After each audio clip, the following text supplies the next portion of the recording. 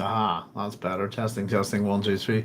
And we're live apparently. I had the microphone muted there.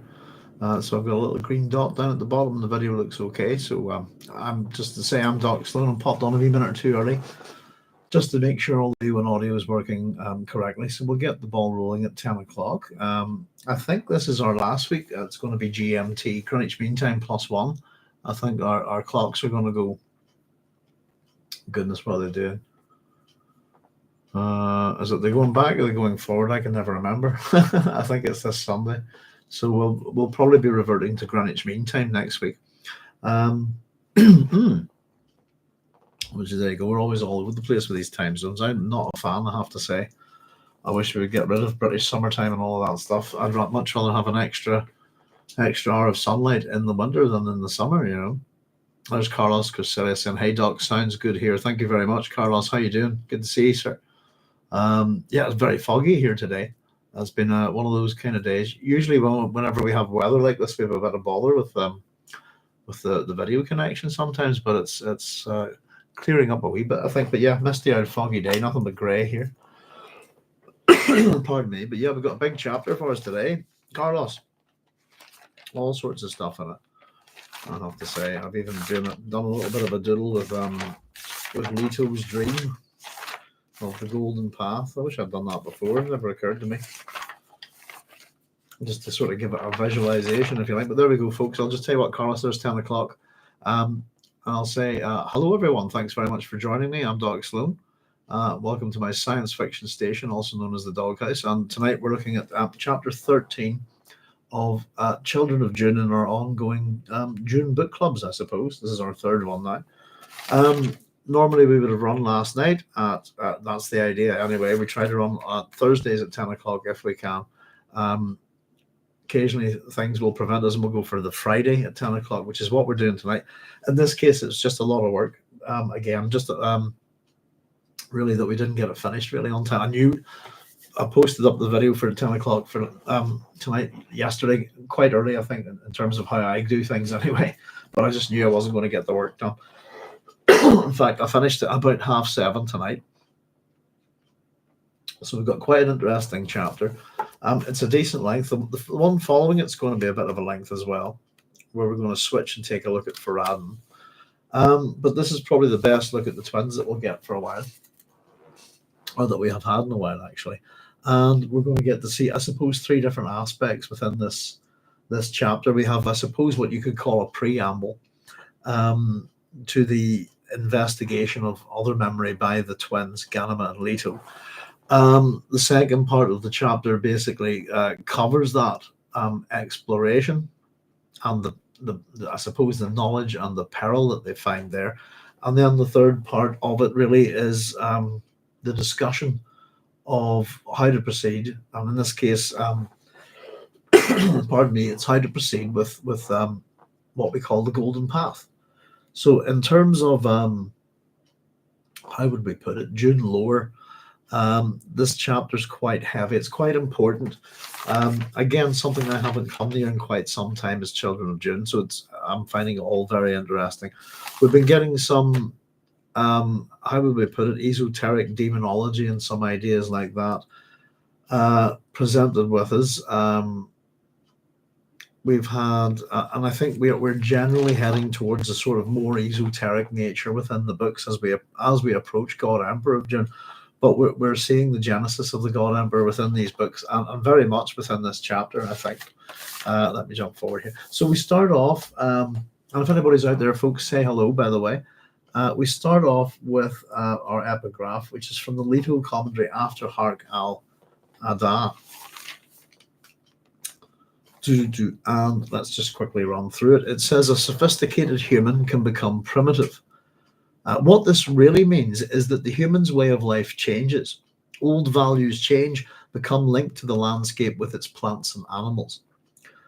This new existence requires a working knowledge of these multiples and cross-linked events, usually referred to as nature. Oh, excuse me a wee second. I have to make a wee quick correction there already. There we go. There's a pen. That's a wee mistake. Okay, so I'll just read that again. This new existence requires a working knowledge of those multiples and cross-linked events, usually referred to as nature. It requires a measure of respect for the inertial power within such natural systems.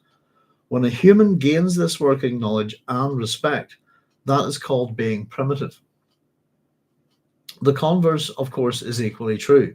The primitive can become sophisticated, but not without accepting dreadful psychological damage. And again, this is the Leto commentary after Hark al-Ada. It's an interesting little epigraph. I don't know what anybody thinks about it in particular. But it depends on what we take with the meanings of these words, sophisticated and primitive. The idea that a sophisticated human can become primitive, I was almost in the sense, would almost say no to that if we were taking the terms literally. Primitive almost basically meaning first of its kind, really, is what the word means. Whereas a sophisticated person is we go back to that idea of education and sophistry within Greek culture. But a sophisticated person is not necessarily not really an educated person, if that makes sense. I'm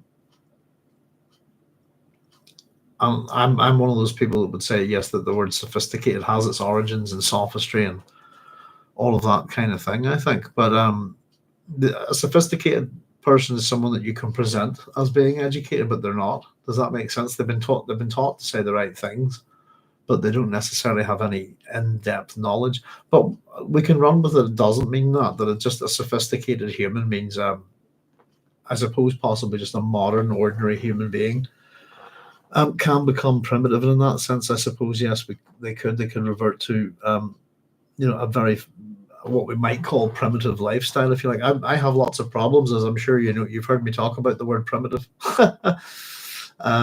It's almost used as a pejorative, isn't it? I think. But what Frank's telling us is this. What this really means is that the human's way of life changes. Okay, life changes. Old values change, but become linked to the landscape with its plants and animals. So old values change, become linked to the landscape with its plants and animals, and this new existence requires a working knowledge of those multiples and cross-linked events, usually referred to as nature. So it's about change that's getting in sync with plant and animal life, if you like, in nature. This is what's called becoming primitive, if you like. It requires a measure of respect for the inertial power within such natural systems. So simply put, a respect for nature. And when a human gains this working knowledge and respect, this is called being primitive. And it's interesting, as I said, could we take that as being a pejorative? The converse, of course, is equally true. The primitive can become sophisticated, but accepting psychological damage. And I kind of went with maybe think about so-called, if you like, within literature, and mythology. This kind of the idea, I suppose, of the noble savage, if you like, if you want to call that, the wild man, the wild woman, etc. The individual raised by animals, even if you want to go there. In fact, I listed a few that I could think of, noble savage types. I was thinking about Enkidu, Tarzan, Caliban, etc., etc. And on the flip side of that, I was thinking about the sophisticated thing as well. I thought about Cinderella actually as well, but it made me think about things like the £1 Million Note, or Cyrano de Bergerac, Roxanne, that kind of thing. Then I was wondering, what's the £1 Million Note? Was basically kind of remade, wasn't it, as Brewster's Millions and Trading Places. I think I've got a lot to do with that. But Enkidu is a good example, I think, of Enkidu is the wild man that befriends Gilgamesh in the Epic of Gilgamesh, and ultimately he's basically destroyed by I think it's by being civilized. I think it's by I think it's by sex, isn't it? I believe that they send a priestess from the temple to have sex with him, and all of his animal friends reject him after that. This kind of thing. So in a sense, just with what Frank's going with, I suppose, yeah, we can get that a sophisticated human can become primitive, revert to nature, if you like, the understanding of nature and all of these kind of things, having respect and knowledge. The opposite is true, that a primitive man who has respect and knowledge of nature can become sophisticated, but not without accepting dreadful psychological damage. It's a kind of almost an archetype in literature, isn't it? The noble savage. You'll find it in all sorts of things.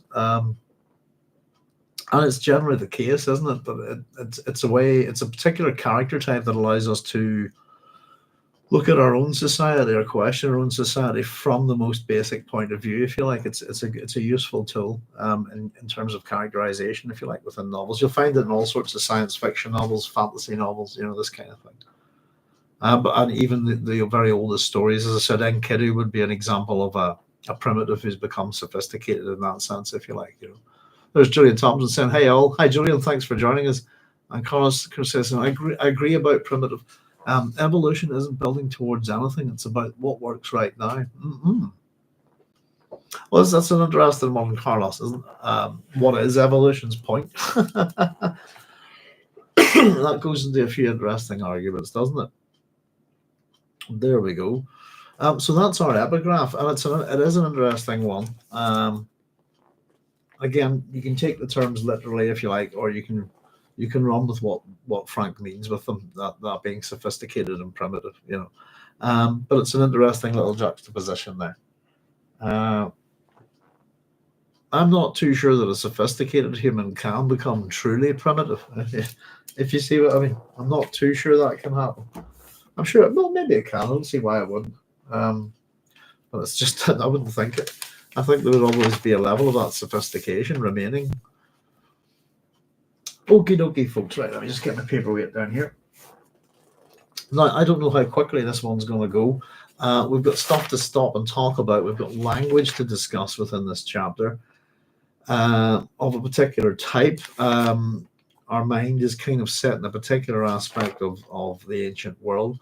We've got a swap over of characters, almost in a sense, with two characters possessing two other characters. We have a lot of dialogue, so dialogue tends to go a wee bit quickly. And we have another mythological overlay, by the way, as well, within this chapter. So I'm not too sure how these chapters go, but generally when there's our wee thing that I was looking for. There you go. As it's described, there you are. Leto's dream. There's our stick man with his lightning bolt eyes and his scepter. That's how we go with that, visualizing that there. So, as I said, problem with chapters with lots of dialogue is they tend to take me ages to write out, but they can actually go quite quickly. So we'll see how we go, folks, anyway. And if anybody's got any wee questions, this is the chapter where we're going to try and, I suppose, get a bit of a grip on the golden path, or certainly that it's being pushed forward as a major thing within the books, if you like. Right, here we go. So we start off with Ghanima here. How can we be sure, Ghanima asked? This is very dangerous. We've tested it before, Leto argued. It may not be the same this time. What if it's the only way open to us? Leto said. You agree we can't go the way of the spice? So we're told. Right, okay. Ghanima sighed. She did not like this. She did not like this thrust and parry of words, but knew the necessity which pressed her brother. She also knew the fearful source of their own reluctance. They had but to look at Alia and know the perils of the inner world. So she's not happy about this. Leto's saying it's the only way. And she's also fearful of doing this, but there's a level of reluctance about it. And they're simply put, they have Alia as an example as to what can go badly wrong. Now, I've got a little sort of thing here. I've got future spice, abomination bad, past other memory, abomination not as bad. And I don't know why I scribbled that down at this point. It's maybe in the wrong place, but it's just some wee thing I've scribbled down. Right, on we go with Leto. Well, Leto asked. Again, she sighed. We're told that they sat cross-legged in one of their private places, a narrow opening from the cave to the cliff where often their mother and father had watched the sun set over the blade. We get a time here now. So we've got a location, now we get a time. It was 2 hours past the evening meal, a time when the twins were expected to exercise their bodies and their minds. They had chosen to flex their minds. I like that. I will try it alone if you refuse to help, Leto said. I've written next to that is that it sounds like an ultimatum to me, bit like emotional blackmail, maybe. There we go. That's what I'm looking for. We just sort of wondered about. I suppose what we've seen previously is we've seen sort of Ghanima being quite forceful in terms of getting a certain direction to occur, if you like, within the twins' behaviour that she's kind of run with, and Leto's kind of run with it. We're getting a bit of a flip with this here. It seems to be Leto's taking a bit more of a charge here. But I'll do it alone if you refuse to help. I'm going to go ahead anyway. Basically, it's an ultimatum, isn't it? Possibly a little bit of emotional blackmail, possibly a little bit of peer pressure from Leto here. Let's see if it works on Ghanima, I suppose. Ghanima looked away from him towards the black hangings of the moisture seals which guarded this opening in the rock. Leto continued to stare out over the desert. They had been speaking for some time in a language so ancient that even its name remained unknown in these times. The language gave their thoughts a privacy which no other human could penetrate. Even Alia, who avoided the intricacies of her inner world, lacked the mental images which would allow her to grasp any more than an occasional word. We get a few of the smells here of the siege, I suppose. Leto inhaled deeply, taking in the distinctive furry odor. We'll get that phrase again later on. I quite like it. Furry odor. Of a Fremen cavern siege, which persisted in the windless alcove. The numerous hubbub of siege and its damp heat were absent here, and both felt this as a relief. Sorry, there's just something I meant to have written down here, and I haven't written it down. All right, narrow opening from the cave to the cliff is what we've got here. And there's the cliff. Sorry. Right, I'm just going right next to that birth canal. There we go. Sorry, just backing up their location. They sat cross-legged in one of their private places, a narrow opening from the cave to the cliff, where often their mother and father had watched the sun set over the blade. There we go. This is a thing that Frank Herbert does all the time. There is some kind of birthing canal or sphincter, if you like, or it's in Dune. It's the there's a few of them, but the frame tent, isn't it? There's a sphincter in that. There's one in the Dragon in the Sea, and there's one here, and it's simply it's often some kind of imagery like this that Frank uses to represent a rebirth. You know, as I said, it's the thing but like the same sort of description of the birthing canal, if you like, for want of a better word, that the submarine Fenian Ram goes through in the Dragon in the Sea. Also known as 21st Century Sub, also known as Under Pressure, just in case somebody's operating with a different title of that book. They're all the same book. And I think we have a rebirth here, possibly more than one. Sorry, I just thought I'd point that out. Let's see. Now, we get that furry odor. The furry odor of a Fremen cavern siege which persisted in the windless alcove, the numerous hubbub of the siege and its damp heat were absent here, and both felt this as a relief. So, I suppose, why are they doing this? This is the crux of it here. I agree we need guidance. They need guidance, Ghanima said. But Ghanima, we need more than guidance. We need protection. So two things actually here. And in a sense, this is what they're going to get, in a way, from some of the individuals in other memory. So this is Ghanima. Perhaps there is no protection. She looked directly at her brother, met that gaze in his eyes like the waiting watchfulness of a predator. His eyes belied the placidity of his features. We must escape possession, Leto said.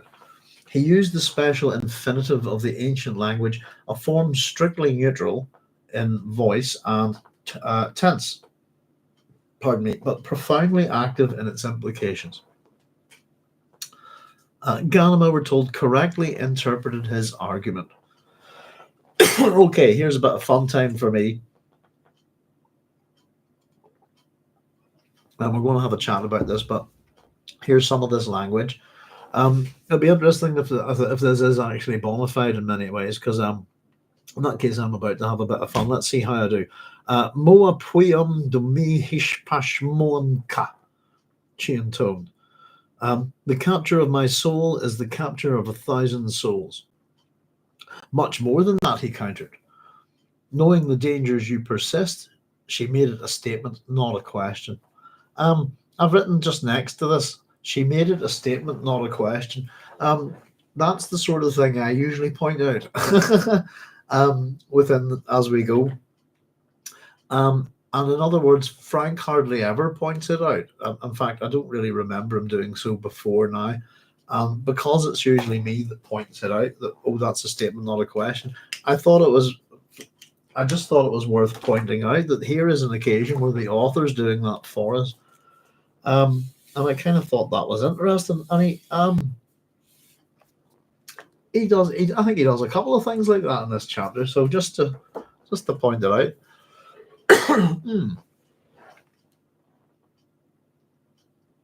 I just wrote down next to this. I usually point this out. Frank does it for us here.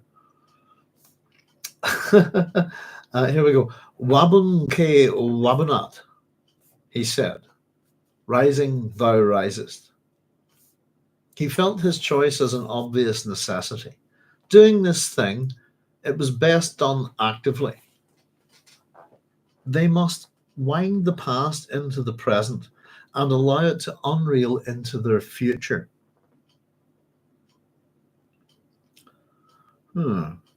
So wind the past in from the present and unreel the future. I quite like that. Should have done that the other way around. With the twins in the present. Now, Ghanima, this is Myriad, she conceded, her voice low. It must be done lovingly. Of course. Remember that there, by the way, the lovingly bit. Bear with me. In fact, I need to very quickly. Where are we?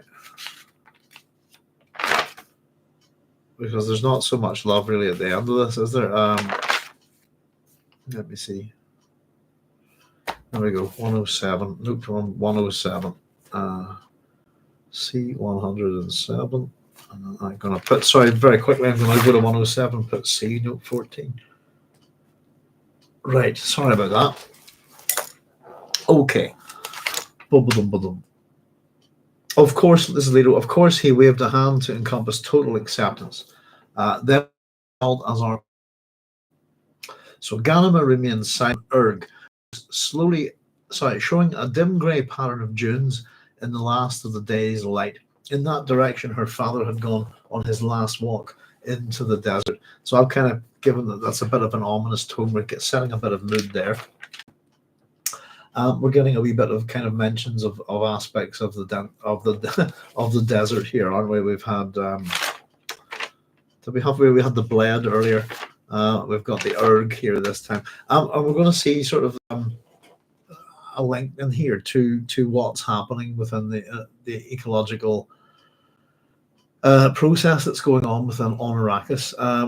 We're gonna see the negatives of that in a wee moment. But before we do, let's just jump to all of that language there. So just to recap on it, we had Ghanima saying Moa puium de mi hish pashmom ka. Leto said Wabun kim wabanat, rising thou risest. Sorry, Moa mi puium de mi hish pashmom ka. That Ghanima said is the capture of my soul is the capture of 1,000 souls. Wabun ke wabanat is rising thou risest. And then we also have Ghanima conceding to Leto this myriad, which means it must be done lovingly. Now, let's see. I think I might have some links and stuff for you. First of all, myriad, I checked. How do we look at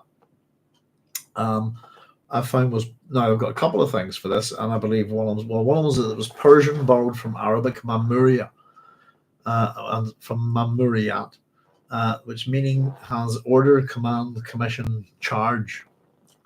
However, we've got some stuff online from this in relation to these words.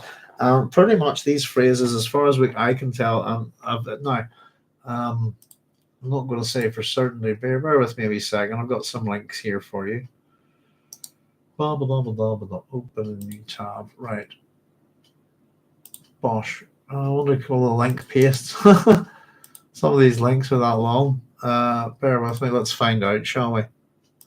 Bosh. Will it paste? It will. There we go. Right. This is a link to listserv 16.5. It's to do with con languages, constructed languages, and we've got a post up here. I'll just read it to you. Actually, seeing it. Well, no, actually, I'll tell you what. That's not. It's going to scroll across a fair bit, isn't it? Sorry, it's not word wrapped around, but it's about somebody reading the Dune books up the Children of Dune. Hadn't remembered so many snippets of con lang, but basically the capture of my soul, verified Middle Egyptian. So I'll let you have a look at that link, folks. There you go, if you want. And let's see, what did I get? Something else on this?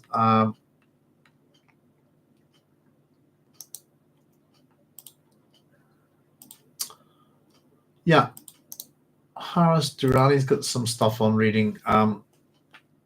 Here we have Reading Children of Dune Entry 3, Osiris, Drunken Sufism, and the Alam al-Maithal, Sophisticated Primitivity, Fremen Rebels.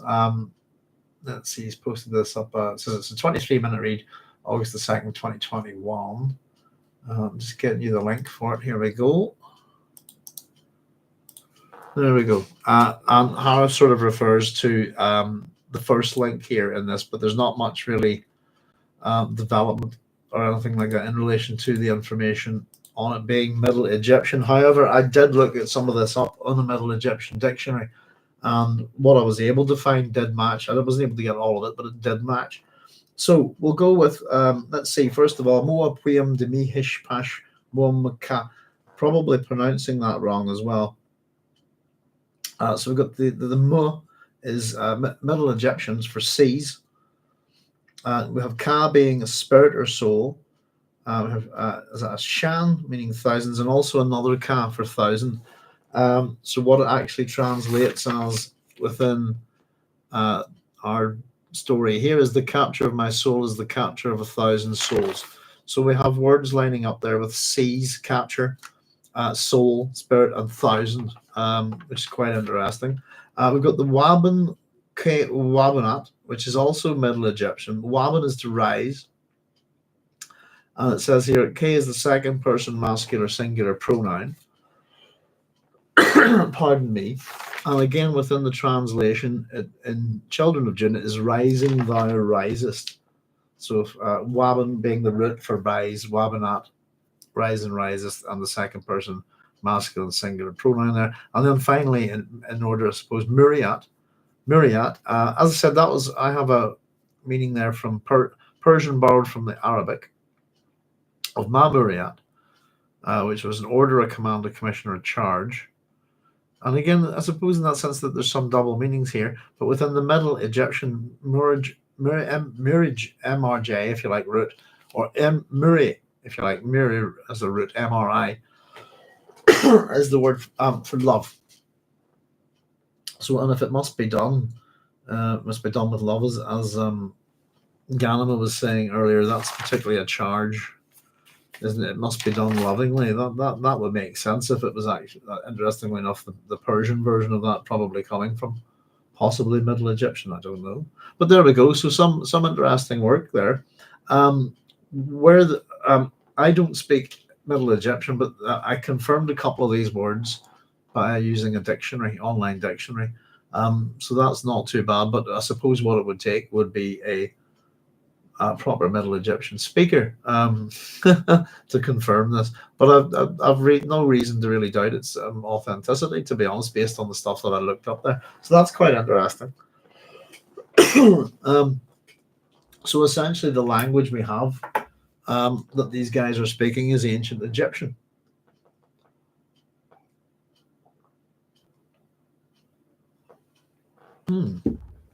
There we go. We're going to get a wee, I suppose we're going to have a number of links to Egyptian society, Egyptian mythology. We have quite a few within the Dune books already. But we're going to see a few more. But Cheops is one of our quite interesting one, I always think, is the game within Dune, the sort of pyramid chess type thing. That's a kind of obvious reference to it. Well, it's very interesting actually, because that's going to have Cheops is the other name for Khufu, who is actually Harem. It's the personality that Leto will ultimately choose. There's Connor saying, "Hey, Doc and all. Sounds like Harem is making his way up." Pardon me. Yes, indeed. So it's interesting that we link on the conlang thing there that we posted up. If anybody missed it, there, it's just the first of the two links that we posted. Let me see. .http library conlang.org. Yeah. I suppose I was reading off the wee bits that I scribbled down. It tears across here. You're not Osiris. I'm fully aware that Herbert played around with Arabic, some of the Fremen languages, and he's referring to, pardon me, Caleb Bahildon's work there. So he did the same for Egyptian. Even though Leto and Ghanima are supposed to... Oh, here, tell you what, actually, hang on a second. You know what? I actually pasted this onto the desktop and word wrapped it. Bear with me. I'll read it to you. Here we go. This is just because it's a bit awkward to read on that page. I'll just read it to you here, folks. This is the stuff on Middle Egyptian. It says, I'm in the process of reading some of the Dune by Frank Herbert books and up the Children of Dune. First, I hadn't remembered so many snippets of conlang, and I've been remiss in not adding them to the conlangers library. I'll be remedying that. But what I'm curious about is this brief passage where Leto and Ghanima supposedly are speaking ancient Egyptian to each other in my 1976 edition around page 70. I'm just past this part, so if they do it again, I'm not aware yet. The phrases in question are Moa Puyum Demi Hish Ash Moam Ka. The capture of my soul is the capture of 1,000 souls. That's a verified Middle Egyptian. Moa, with the H being a mish sign, chi sound, is it? An X sign? Seas, Ka, spirit, soul. But Shaw is also thousands, if I'm pronouncing that right. Waban, Wabanit, rising thou risest, verified Middle Egyptian. Waban being rise. K is the second person masculine singular pronoun. Muriat, it must be done lovingly, is verified Middle Egyptian. Murij or Muri equals love. Now, this is referring to something that's a little bit coming up a bit later. It says Mismoa. Mismo, the foul odor of a summer night, is verified Middle Egyptian smoa, meaning summer. My understanding of Middle Egyptian is rudimentary at this point, but there are enough similarities and roots between real Middle Egyptian and Leto and Ghanima's conversation to make me wonder how far off, brackets, I'm under the assumption quite a ways, this is from some scholarly conjectures on what Middle Egyptian sounded like, since hieroglyphs don't record vowels. And I know it's supposed to be Middle Egyptian because later in the same chapter, Ghanima tells Leto, you're not Osiris. I'm fully aware that Herbert played around with Arabic for some of the Fremen languages, and he's has a link here to Caleb Bahildon's website that we've talked about quite a lot. So did he do the same for the Egyptian, even though it says Leto and Ghanima are supposed to be fluent because of their genetic memories of their ancestors, ? And it also says Dr. Stuart Tyson Smith's language reconstructions for the Mummy and Stargate are from a scholarly perspective.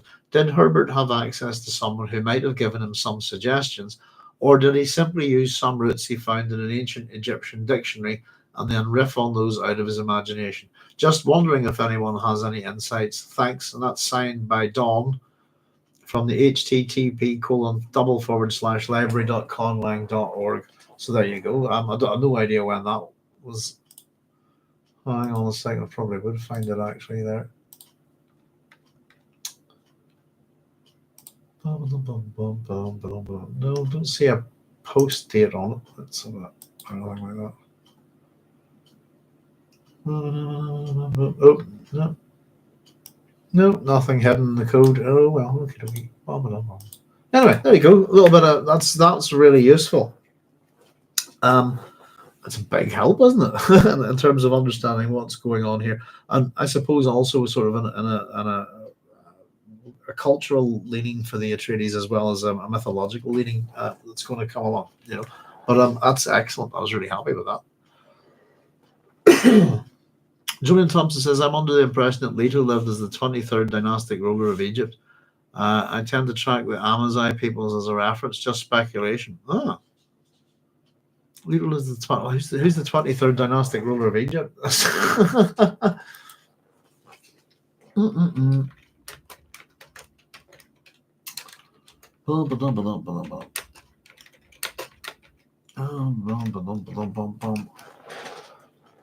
The comment, by the way, that Dawn was it who posted that stuff on that's Rudiman. Let's see, last king of the 23rd Egyptian dynasty is Rudiman.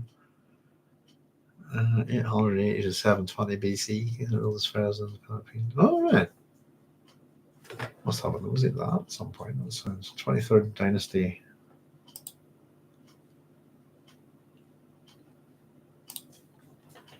Here we go. That's a good one. Tackle out the second.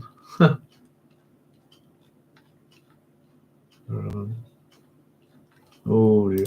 I'm not much on Egyptology, Julian, to be honest with you. But Leto lived as the 23rd dynastic ruler of Egypt. I tend to track the Amazigh peoples as a reference, just speculation. Not too sure. Are you referring to that something to do with God Emperor there, Julian? I also think he was St. Augustine. Again, well, it's been a long time since I read it, but the harem's another name for Khufu, Cheops as the Greeks call it, I think. But my memory's not good enough, mate. I am at some point, by the way, very soon, Julian, catching up on correspondence and stuff. So it's an absolute nightmare for me. But I will get in touch very shortly for that matter, etc. And thank you for your email. I'm so sorry, everybody. Just in terms of correspondence, miles behind and drowning in it at the minute. But I'm hoping to get a go at it very, very soon. Some editions of the Book of the Dead have phonetic transliterations. Yeah. The question that Dawn's asked there, the chap that's posted this stuff up on the Conline post, is a good one. Where's his source for this? And it's quite possibly something like that. Translations of the Egyptian Book of the Dead. It would have to be something. I don't know.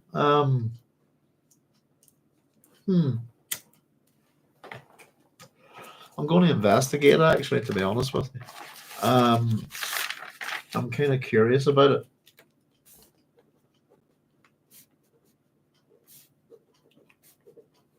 Where does Frank's Egyptian come from?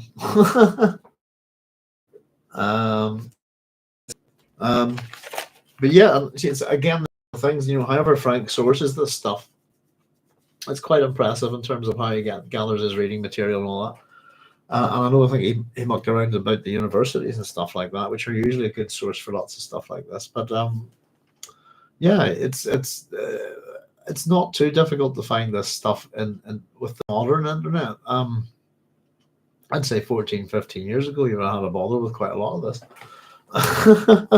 to be honest with you, But the means to track down modern stuff in the modern world is a vastly different thing, isn't it? It can be quite easy to find some obscure stuff. I'm even finding ancient, I can even find a Middle Egyptian dictionary online to help me, And so I didn't get everything in it, but I got a few words that confirmed that that's what those words meant, the same things in the translation. The Dover edition, I bet. And someone does it. Yeah, I would like to get a copy of that. That sounds fun. Is that the Dover thrift editions? Are you talking about? God, what have I got in one of those? I think I've got a couple of those. I think they're great. I think I've got a couple of very interesting little things in those. If it's the right thing I'm thinking of, maybe not the same thing, Connor, but yeah, that's the ones. They're great. I think I've got some Jonathan Swift, his pamphlets and stuff like that, and goodness, I've definitely a couple of things. I think my Mabinogion might be published by them. I'm not sure. I'm not going to go hunting for it though. But there we go. So that's some really useful stuff on the Egyptian. Again, will give us a bit of a sense of things as we move ahead here. There's a bit more to come, as I said. We had a wee bit of a translation of some of it that's ahead, but it gives us a sense. And what they're saying, their translations, they're pretty much bang on. The capture of my soul is the capture of 1,000 souls. Rising thou risest, and it must be done lovingly. And we should pay attention to that, I think, later on. Now, let's see. That was all our language stuff. Leto stared downward over the cliff at the green of the Sietch oasis. All was dark down there, but he knew his shapes and colours. Blossoms of copper, gold, red, yellow, rust and russet spread right out to the rock markers which outlined the extent of the Quanat watered plantings. Beyond the rock markers stretched a stinking band of dead Arakeen life, killed by foreign plants and too much water, now forming a barrier against the desert. I've just done a wee doodle just to represent that, but that's what it says on the bottom is Arakeen life being killed by one foreign plant's too much water. There you go. And I just had the rocks as little skulls, just to give me a wee sense of things. So we've got, as we go throughout this chapter, that's this, not just the sense of ecological damage, but just death to the Arakeen life by the foreign plants. It's interesting enough that I thought all Arakeen life was pretty much dead, except for that almost everything here had been transplanted. I might be wrong about that, but it's the things that have survived here. It's killed by foreign plants and too much water, and they're forming a barrier against the desert. It's an interesting way of putting it, a barrier against the desert. Almost like a barrier between the Fremen and the desert, I think. Presently, Ghanima said, "I am ready. Let us begin." So, they're going for it, basically. They're going to consult as our parents did, as Leto put it. Yes, damn all.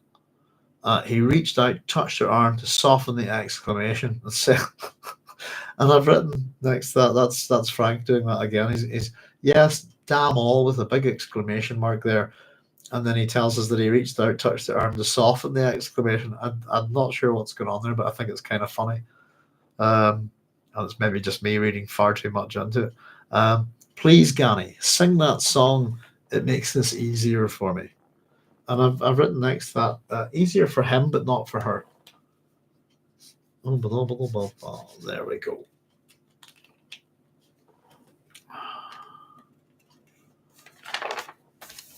Connor Quinn saying, Julian, that is a very interesting question. Which historical personalities went into Leto? You mean creating the character? I suppose it is an interesting question. I'd argue that it's many of the same characters that went into creating Paul, but whenever we get to Leto II as God Emperor, I think we can throw in a few emperors and a few pharaohs and these type of individuals. I hate to get ahead of ourselves because it's more of a God Emperor conversation, but yes, I love tracking Leto's memories. I can't wait to get there. I think it's that sense that there's for quite a few of us, I think as much as we don't want to rush Children of Dune, kind of very much looking forward to getting to God Emperor, because that's real meat there, isn't it? It's going to be fun. And you can track the Berber peoples through history to see Fremen memory. Ah, yes.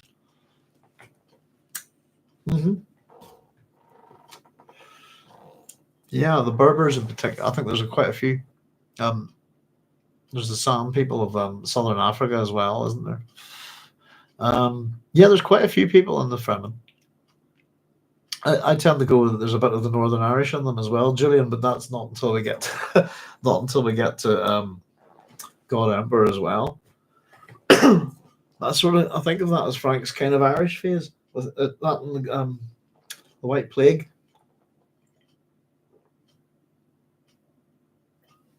Excuse me. I was reading something the other night about how do we put it? Who was it? Doc Smith, and about the kind of almost the science fiction archetype, which I didn't really consider as I suppose in a funny way, of the auburn haired, the red haired Irish Colleen as the kind of main female protagonist.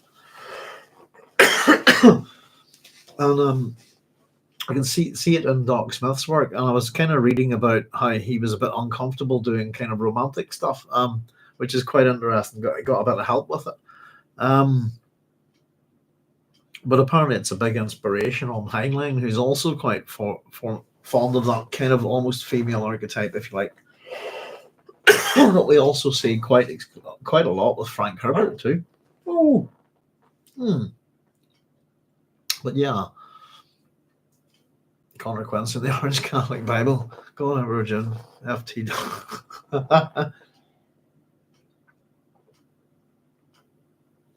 The Red Lensman. Agamemnon, St. Augustine.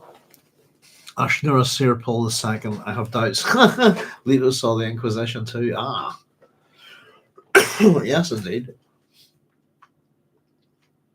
I look forward to it. Yeah, the one I'd throw in is Marcus Aurelius.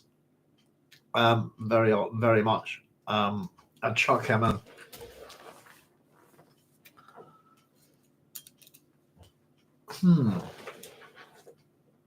Possibly a bit of Constantine. Oh, hey, hello. Sorry, I'm getting barked at. Bear with me a second. Do you need out, big love? Oh, this is ignoring me. Do you need out? Somebody else there? Oh no, someone said it too, I think. That's okay. Sorry about that, folks. Yeah, we've had Agamemnon turn up in the previous chapter, haven't we, Julian? St. Augustine, yes. Ashnar Spiralt II have that. Leto saw the Inquisition too. Torquemada. Constantine for sure. Yeah, there's a lot of Irishness. Julian saying there's a lot of Irishness in Frank's work. He had a maternal grandfather from Cork, I believe.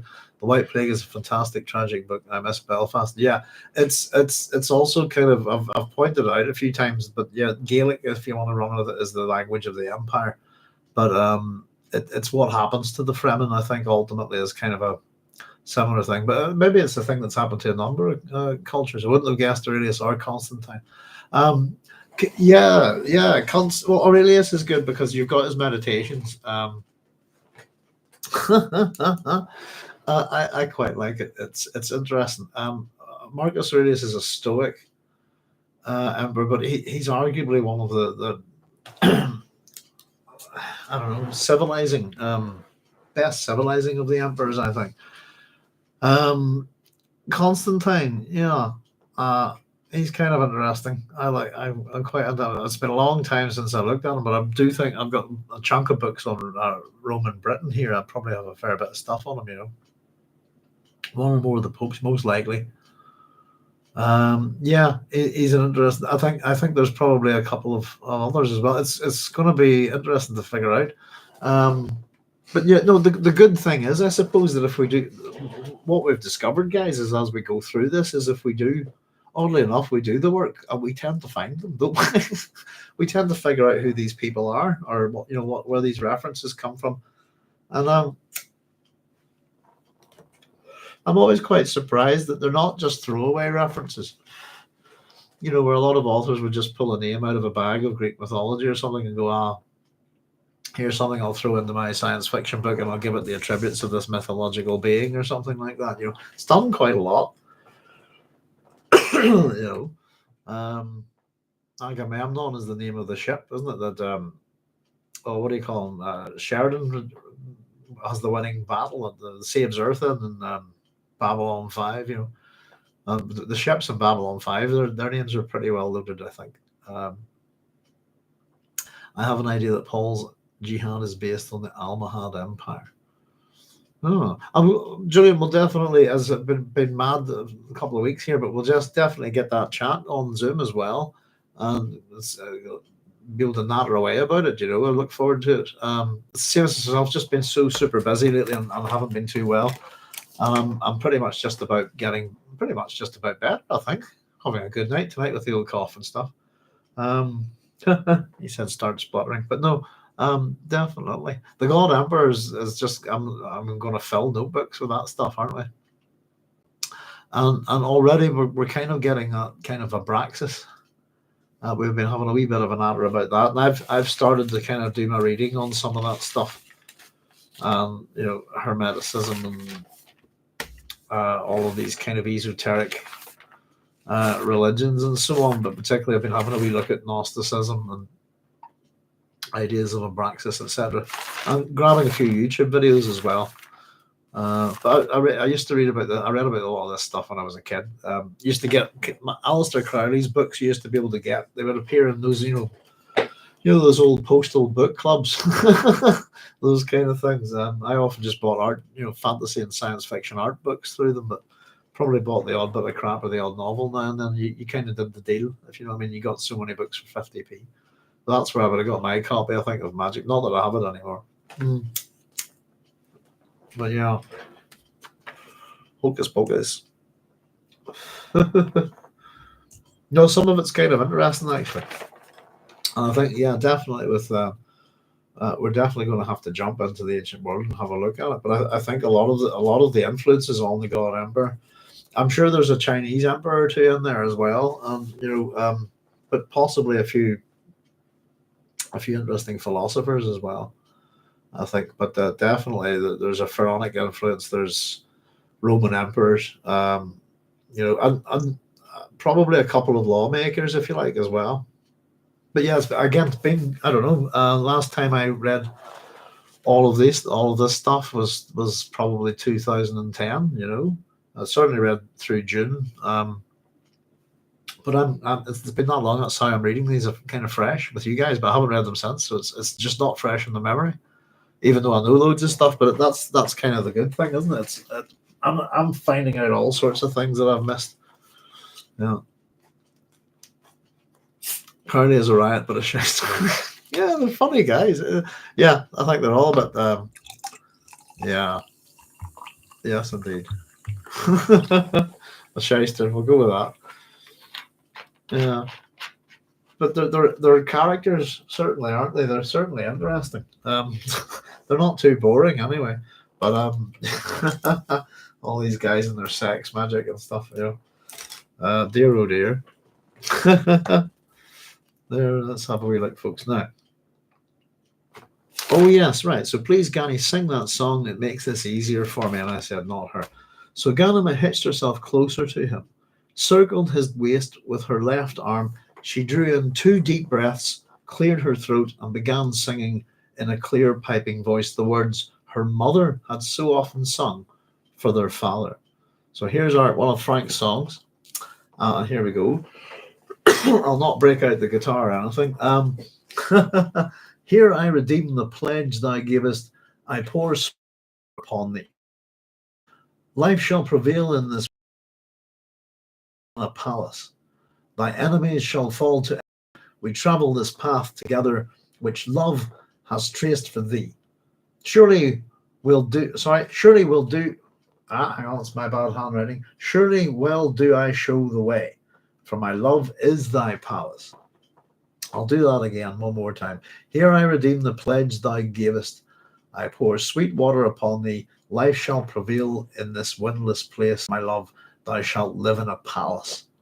Thy enemies shall fall to emptiness. We travel this path together, which love has traced for thee. Surely well do I show the way, for my love is thy palace. Aha! Love being a palace. It's interesting in a funny way because it talks about a pledge. I redeem the pledge that thou gavest. And it's obviously a love song. My love, thou shalt live in a palace. And then it's just the other aspect for my love is thy palace, if you like. So you shall live in my love, I suppose, is the ultimate point of the song. And it was just that little aspect of it. Later on, it reminded me just of Leto's dream. where he talks about there not being a sun, but he is the sun, this kind of thing. And I also maybe want to relate that a little bit to what is the golden path, if you like. So her voice fell into the desert silence, which even a whisper might despoil, and Leto felt himself sinking, becoming the father whose memories spread like an overlayer in the genes of his immediate past. And this is Leto's thoughts here. For this brief space, I must be Paul, he told himself. This is not Ghani beside me, it is my beloved Chani, whose wise counsel has saved us both many a time. And Ghanima, for her part, Ghanima had slipped into the persona memory of her mother with frightening ease, as she had known she would. How much easier this was for the female, and how much more dangerous. So we're going to get a couple of comments, I suppose, on the aspect of plunging into other memory for the female and for the male. And Leto will comment on this later. It's much easier for the female to basically get into this other memory, but it's much more dangerous. So this is the two of these two 9-year-old twins taking on the adult personalities of their parents, male child to male parent and female child to female parent. So in a voice turned suddenly husky, Ghanima said, "Look there, beloved." And we're told first moon had risen, and against its cold light they saw an arc of orange fire falling upward into space. The transport which had brought the Lady Jessica, laden now with spice, was returning to its mother cluster in orbit. That gave me an opportunity for an old-fashioned sci-fi doodle. There you go. I really quite enjoyed that. You see, I spend my time. It's brought the Lady Jessica, and it's returning with spice. Mother cluster. That was an interesting term. It's mother cluster in orbit. Pardon me. So this is Chani speaking through Ghanima pretty much, and then we're going to have Leto, Paul speak through Leto, but we've still got Leto here. The keenest of remembrances ran through Leto then, bringing memories like bright bell sounds. For a flickering instant, he was another Leto, Jessica's Duke. Necessity pushed those memories aside, but not before he felt the piercing of the love and the pain. Leto's thoughts here are, I must be Paul, he reminded himself. So that's Leto the first. The transformation came over him with a frightening duality, as though Leto were a dark screen against which his father was projected. He felt both his own flesh and his father's. And the flickering differences threatened to overcome him. "Help me, Father," he whispered. The flickering disturbance passed, and now there was another imprint upon his awareness, while his own identity as Leto stood as one side as an observer. Sorry, let me just check something here. Let me see. And now there was another imprint upon his awareness, while his own identity as Leto stood at one side as an observer. What have we got here? Where's my pen? Sorry. Something not quite right there. There it is. Stood at. There we go. Stood at one side as an observer. I had stood as one side as an observer. Dear, oh dear. Now, this is interesting here. So he's asking his father for help. Now, this is kind of Leto. I've kind of described this one as Leto Paul. The next one is Ghanima and Chani, and then we slip into really Paul and Chani. But Leto Paul, this is really Paul. My last vision has not yet come to pass, he said, and the voice was Paul's. He turned to Ghanima. "You know what I saw?" Oh, hang on. 30. Where are we? Yeah, you know what I saw. So this is Chani, really, in Ghanima's body. So we've got Paul Atreides, who's still alive, in Leto's other memory, coming to the fore and talking through his son. Then we also have Chani, who's dead, coming to the fore and talking through her daughter Ghanima. So this is Chani Ghanima, if you like. Chani. She touched his cheek with her right hand. Did you walk into the desert to die, beloved? Is that what you did? This is Paul. It may be that I did, but that vision, would that not be reason enough to stay alive? But blind? She asked. Even so, where can you go? He took a deep shuddering breath. Jakurutu. This is Paul now. Beloved. Tears began flowing down her cheeks. Again, Jakurutu, the mystery. Everybody seems to know it but us. Helps build our sense of mystery and tension. This is Paul speaking now. So Muad'Dib, the hero, must be destroyed utterly, he said.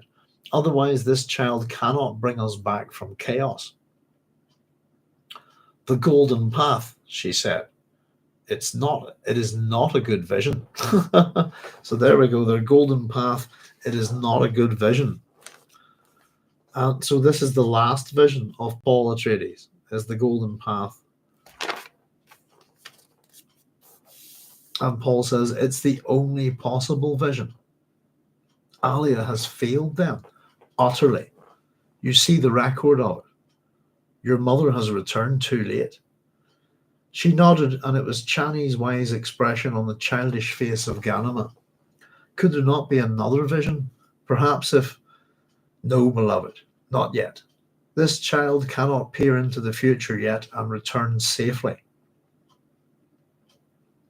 So this is Leto's point of view now. Again, a shuddering breath disturbed his body, and Leto, observer, felt the deep longing of his father to live once more in vital flesh, to make living decisions, and how desperate the need to unmake past mistakes. Father, Leto called, and it was as though he shouted echoingly within his own skull. It was a profound act of will which Leto felt then, the slow, clinging withdrawal of his father's internal presence, the release of senses and muscles. So this is the father's personality slipping back into the multitude, if you like, letting Leto get control again. We go over to Ghanima's body, I suppose, with Chani in it. This is Chani talking. Beloved, Chani's voice whispered beside him, and the withdrawal slowed. What is happening? Don't go yet, Leto said, and it was his own voice, rasping and uncertain, still his own. Then, Chani, you must tell us, how do we avoid what was happening to Alia? It was Paul within who answered him, though with words which fell upon his inner ear, halting and with long pauses. There is no certainty. You saw what almost happened with me. But Alia, the damned Baron has her.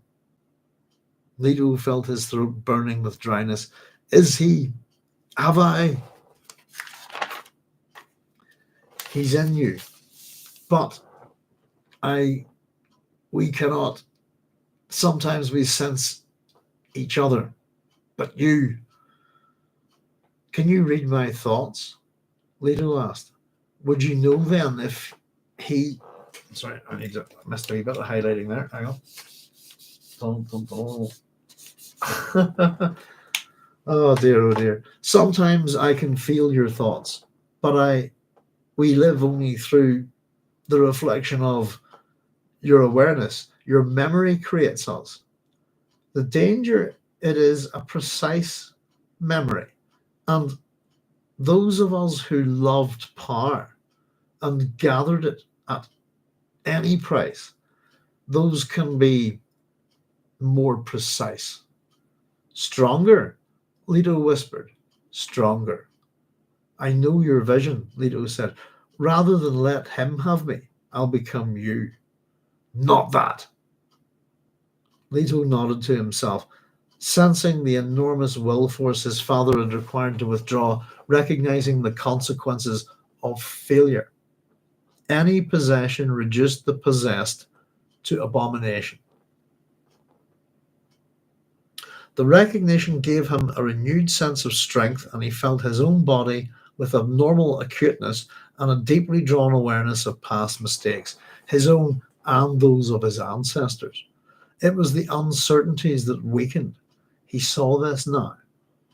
For an instant, temptation warred with fear within him. The flesh possessed the ability to transform Melange into a vision of the future. With the space he could breathe the future, shattered time's veils.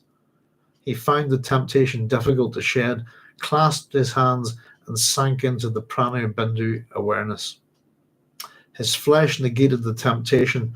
His flesh was the deep knowledge learned in blood by Paul.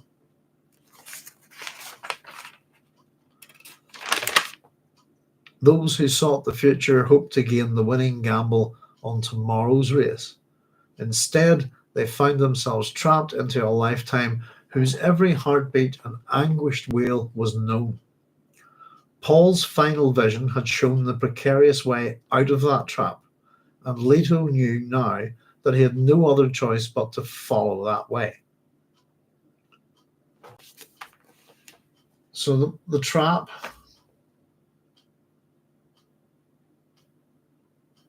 is I suppose, is in the future hoped to be gained, if you like.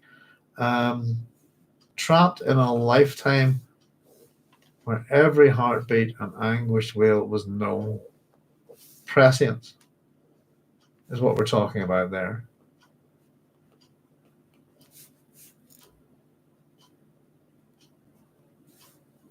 Paul's final vision had shown the precarious way out of that trap, a way out of the trap of prescience, is what I'm taking that as. And I might be wrong, by the way. And Leto knew now that he had no other choice but to follow that way.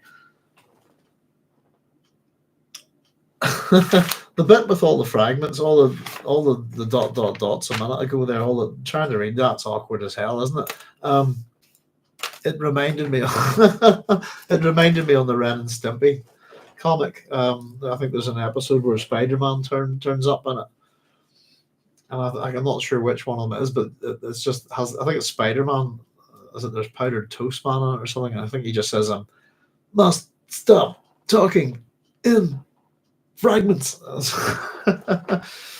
That kind of thing. I don't know. It's almost very Captain Kirky. All those dots. So Paul's final vision has shown the precarious way out of that trap. What's the trap? It's mankind being trapped into a lifetime whose every heartbeat and anguished wail was known. How's that? So it's those who sought the future. So that's the problem with the prescience, and it looks like this is the purpose of the golden path, I think.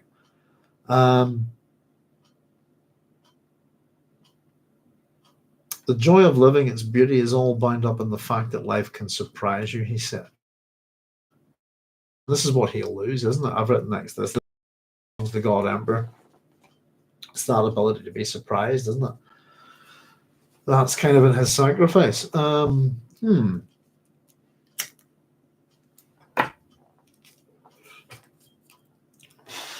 Still think it's very interesting that where I suppose the evolution of the technology and within that a gene as well, I suppose the no gene. I still very much think that Casimir Fenring has that gene. Let me catch up on your comments here a wee second, folks, before we push on. Let me just quickly do that. All right, so I know where we're at. Okay.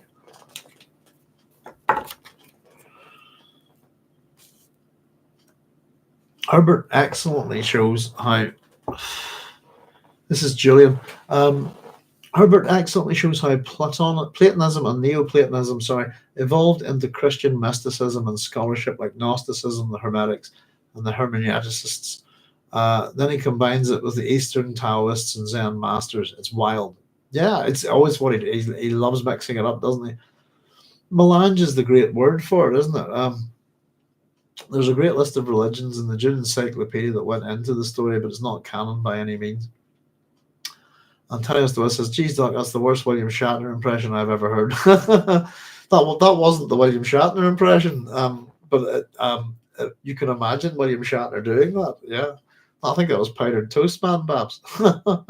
Must stop talking in fragments. No, what's my favorite William Shatner one is was just Spock. You've got to get us out of here. Isn't that one? You gotta love William Shatner. I think he's brilliant.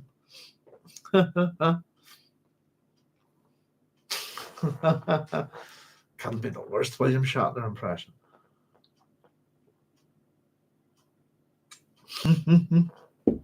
Christopher Crowley says, in Children of Dune, I think Leto admitted to be abomination and that one of the more benevolent personalities is in greater control. Harem, I think. Yes. Yes, indeed. Is it that early, isn't it? Is it I thought that did we find that out in this book as opposed to God Ember? I thought it was not to God Ember, but there you go. Yes, indeed, Christopher. Harem is another name. Well, Harem is Cheops, also known as oh, for God's sake, Khufu. Khufu, Harem, Cheops are the same person. JBS Haldean would like a word with Leto. It's unsure as to whether it's abomination of a form of mass. Sorry, I'll start that again. I need to take a wee drink, Julian. I'll read that again.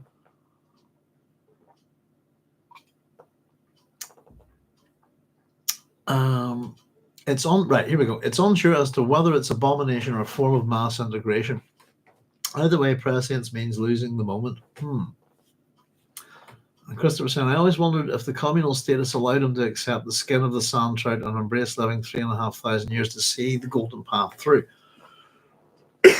Pardon me. His father saw the need, but was all too human. And also, Dune teaches us not to trust the hero. Yes, indeed. I tend to think with Leto, by the way, Leto the second here. Pardon me, let me clear my throat a little bit there. We're going through the same thing again, if you like. We've got a buildings Roman going with these two. Excuse me, tickly nose. But yes, indeed, he is our hero. They're both Leto and Ghanima are our heroes here. Their paths are going to diverge, but yeah, Paul's a warning, isn't he? The way I like to think, I'm pretty sure I'll have to see if we can dig up a quote by Frank on this, but at some point I must start investigating some of his words on the God Emperor, etc. But I always got the gist of it that Paul was a warning, and then that Leto was, well, here I'm doing it again, and I warned you, didn't I? But here we go again, and this one's much worse, I think, in terms of again, it depends on what your point of view is with the Atreides. But certainly, as a human being, Paul's not, if we stood back and looked at him just sort of coldly in the light of history, we wouldn't think much of Paul Atreides, except he's a great killer. Leto's going to make that look like nothing, really, isn't it? Isn't he? Sorry. No. JBS Haldean. What's that reference to? Hang on.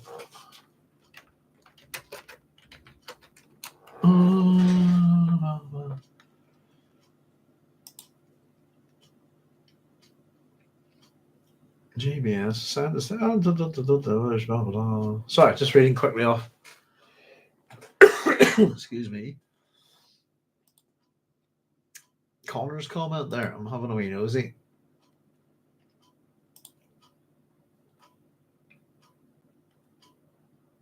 Got no Black Watch.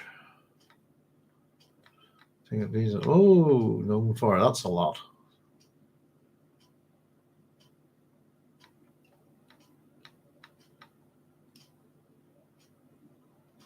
Physiology, genetics, evolution, biology, and mathematics.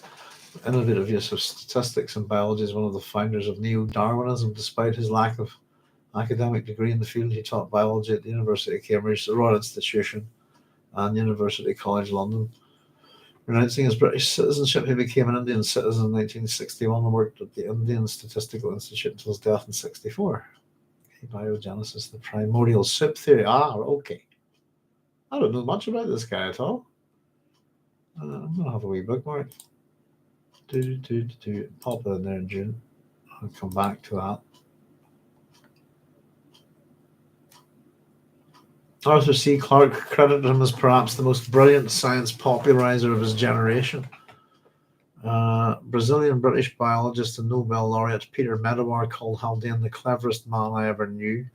I've quoted this man in something. His name rings a bell.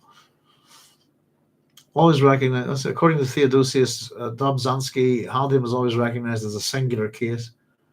Ernst Mayr described him as a polymath, as did others. The most erudite biologist of his generation, perhaps of the century. England's most clever and eccentric biologist. But that's a lot of groovy epithets, isn't it? Probably the most prescient biologist of this 20th century. According to a Cambridge student, he seemed to be the last man who might know all there was to be known.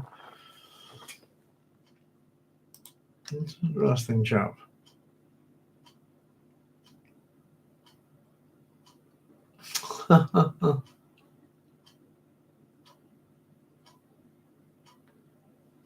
Yeah, I wonder why. Yeah. Sorry, all right, Connor, I wasn't quite getting your reference there. But there we go. Leto needed the skills, Connor saying, Leto needed the skills of his other memories to control his chemistry so he could metamorphosize.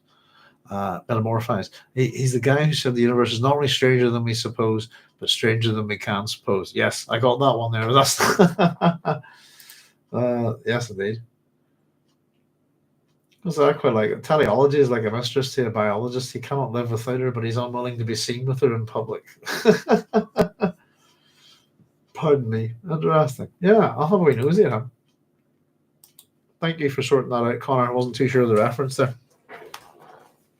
It's always handy to look things up, isn't it? I'm quite bad at that. Right, where are we? So yes, indeed. Paul's final vision. So we've got a bit of info here on the golden path, if you like, or this is to do with Paul's last vision. And we're kind of going to see that they're kind of the same thing, and I think that they blend into one another. Or that when one's idea of the golden path stops, the other one's begins, I think. But I think it's not. I think it's more that they merge. I'm told it's a precarious way out of that trap, by the way. Leto knew that he had no other choice but to follow that way. The joy of living, its beauty is all bound up in the fact that life can surprise you, he said. A soft voice whispered in his ear, I've always known that beauty. Leto turned his head and stared into Ghanima's eyes, which glistened in the bright moonlight. He saw Chani looking back at him. Okay, this is a bit weird. So, mother, he said, you must withdraw. The temptation, she said, and kissed him. He pushed her away. Would you take your daughter's life? He demanded. It's so easy, so foolishly easy, she said. Leto, feeling panic begin to grip him, remembered what an effort of will his father's persona within had required to abandon the flesh. Was Ghanima lost in that observer world where he had watched and listened, learning what he had required from his father? So we do know that he's learned what he needed to know. There, by the way, but there's a problem, is that Chani hasn't cleared off. In fact, she's sticking around and making overtures towards him, which is not the most comfortable situation to be in, is it?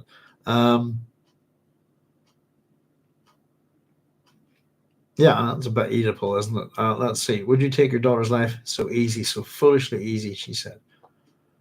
Feeling panic began to grip him, remembered what an effort of will his father's persona within had required to abandon the flesh. Was Ghanima lost in that observer world where he had watched and listened, learning what he had required from his father? I will despise you, mother, he said. Others won't despise me, she said. Be my beloved.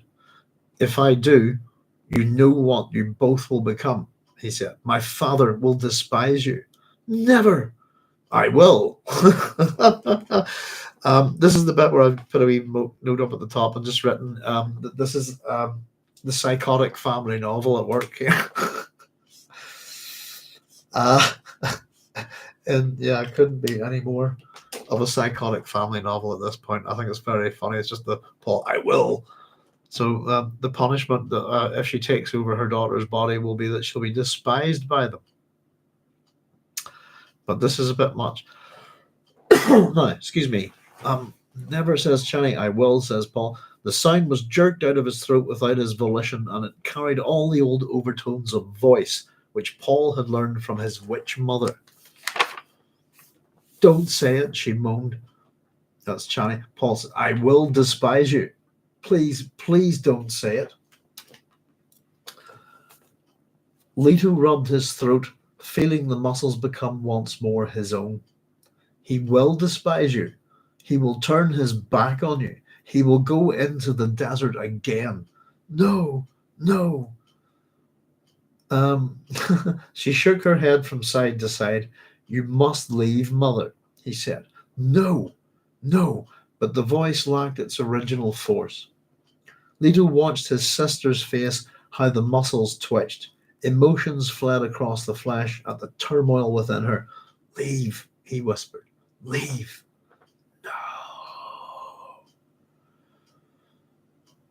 He gripped her arm, felt the tremors which pulsed through her muscles, the nerves twitching. She writhed, tried to pull away, but he held tightly to her arm, whispering, Leave, leave. And all this time, Leto berated himself for talking Ghani into this parent game, which once they'd played often, but she had lately resisted. It was true that the female had more weakness in that inner assault, he realized. There lay the origin of the Bene Gesserit fear. Hours passed, and still Ghanima's body trembled and twitched with the inner battle, but now his sister's voice joined the argument. He heard her talking to that imago within, the pleading. Mother, please, and once, you've seen Alia. Will you become another Alia? At last, Ghanima leaned against him and whispered, She has accepted it. She's gone. And he stroked her head. Now, just a wee second, before we run on, the whole no thing, I had a couple of things, really. He will despise you. He'll turn his back on you. He'll go into the desert again. No. The question I've written next to it, I suppose I have maybe got my own answer, is that why does Chani not now despise Paul?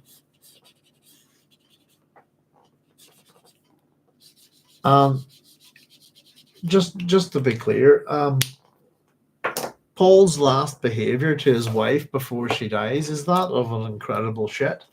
And he just leaves her on her own when she's giving birth, and yeah, that's it. And I think, doesn't she pretty much die calling out his name or something like that? It's pretty tragic, but he doesn't go and see her. He stays away from her. Yeah, and she dies in childbirth, and treats her like a bit of a shit. It's not. It's just struck me as a particularly good behavior on Paul's part, and that was part of the vision, etc., etc. So I was just wondering if this is properly the shade of Chani. Why does him despising her matter to her? And I suppose my own answer is that it could be one, that she loved him that much that Paul could really do anything, possibly, or two, that as we're told, that she's kind of constructed out of a memory in some aspects, that there's a genetic memory there, but if that's the case, if that's what I got about that from the other memory, if you like.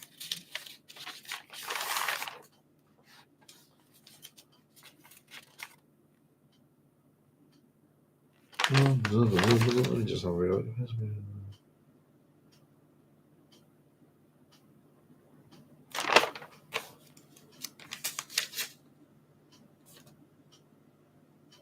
Sorry, just having a wee quick nosy through something here.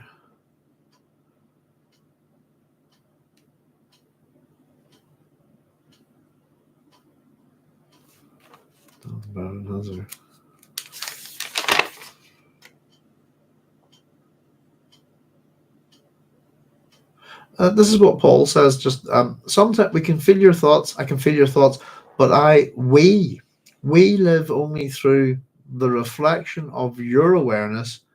Your memory creates us. It's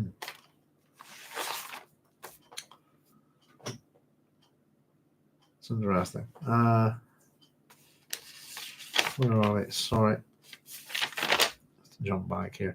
And the source, the female has more weakness in the inner assault of the other memory, if you like, the personalities there. That Leto seems to think that this is the source of the origin of the Bene Gesserit fear of abomination, if you like. But it was just a wee speculation, just that I was wondering about, but based on what happened to her at the end of the book. But this is her ghost, if you like, and she's with her man's ghost, I suppose, in the afterlife, or which is inside her son's head. It gets a bit complicated, doesn't it? Let's see.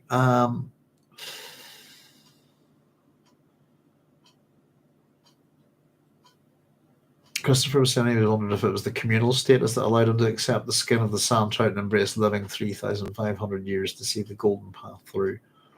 His father saw the need, but was all too human. Also, Dune teaches us not to trust the hero. Connor said, literally needed the skills of other members to control his chemistry so he can metamorphosize. That's one. Sorry, tongue twister, that one. He's the guy who said the universe is. Oh, yeah, we jumped that. Chani is a tough. That was in relation to JBS Haldane. Connor was saying he's the guy who said the universe is not only stranger than we suppose, but stranger than we can suppose.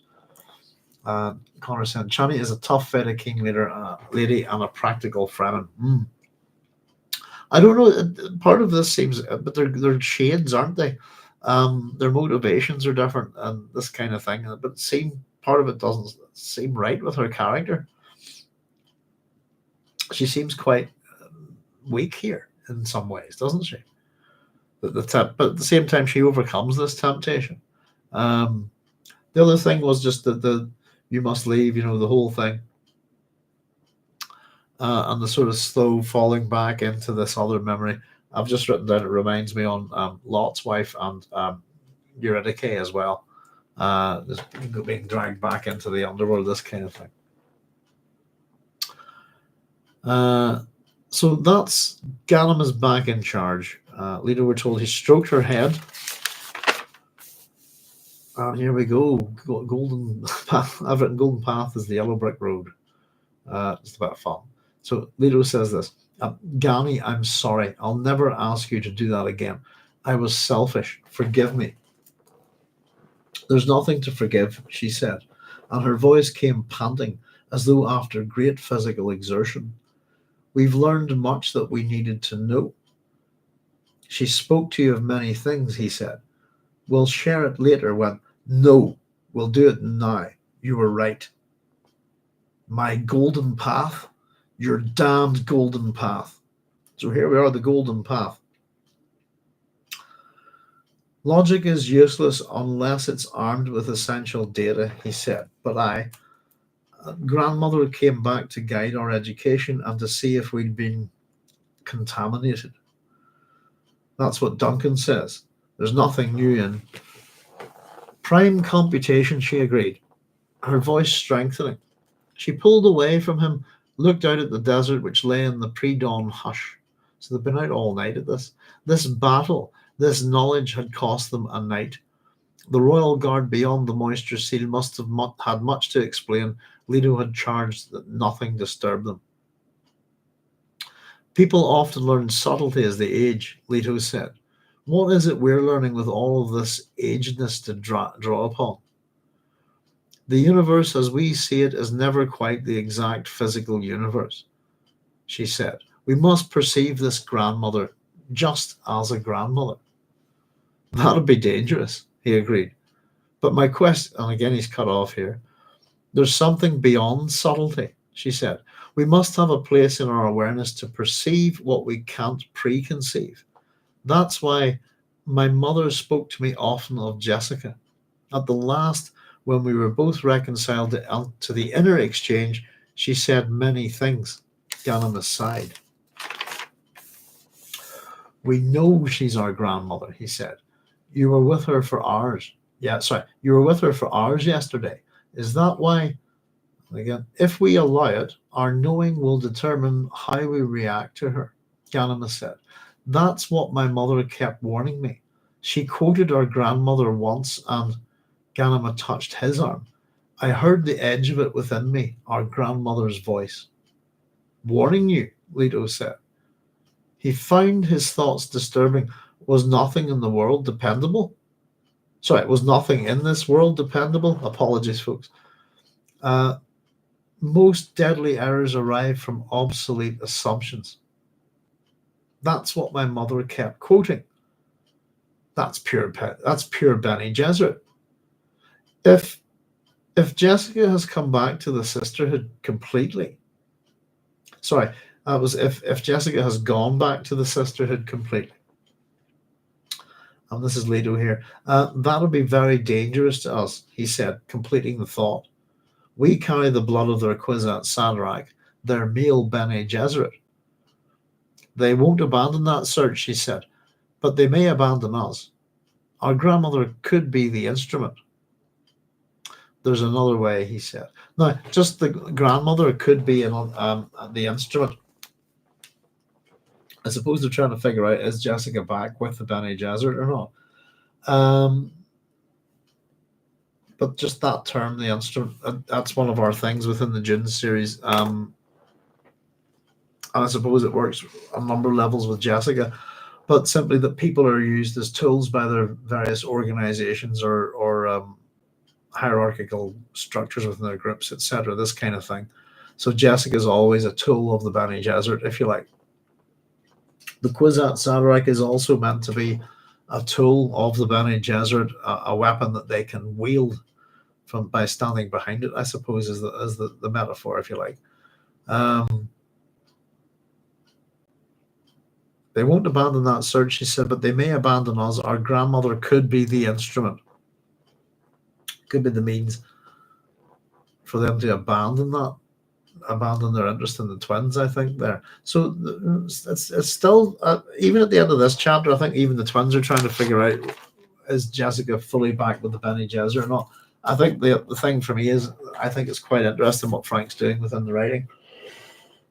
Is I've been asking that question since we met Jessica, and I still don't have my answer, and I don't think it's and it's very deliberate. I think it keeps us guessing about Jessica, doesn't it? And it's not that we don't think that she'd help the twins, but it's how does Jessica work on certain different levels, if you see what I mean.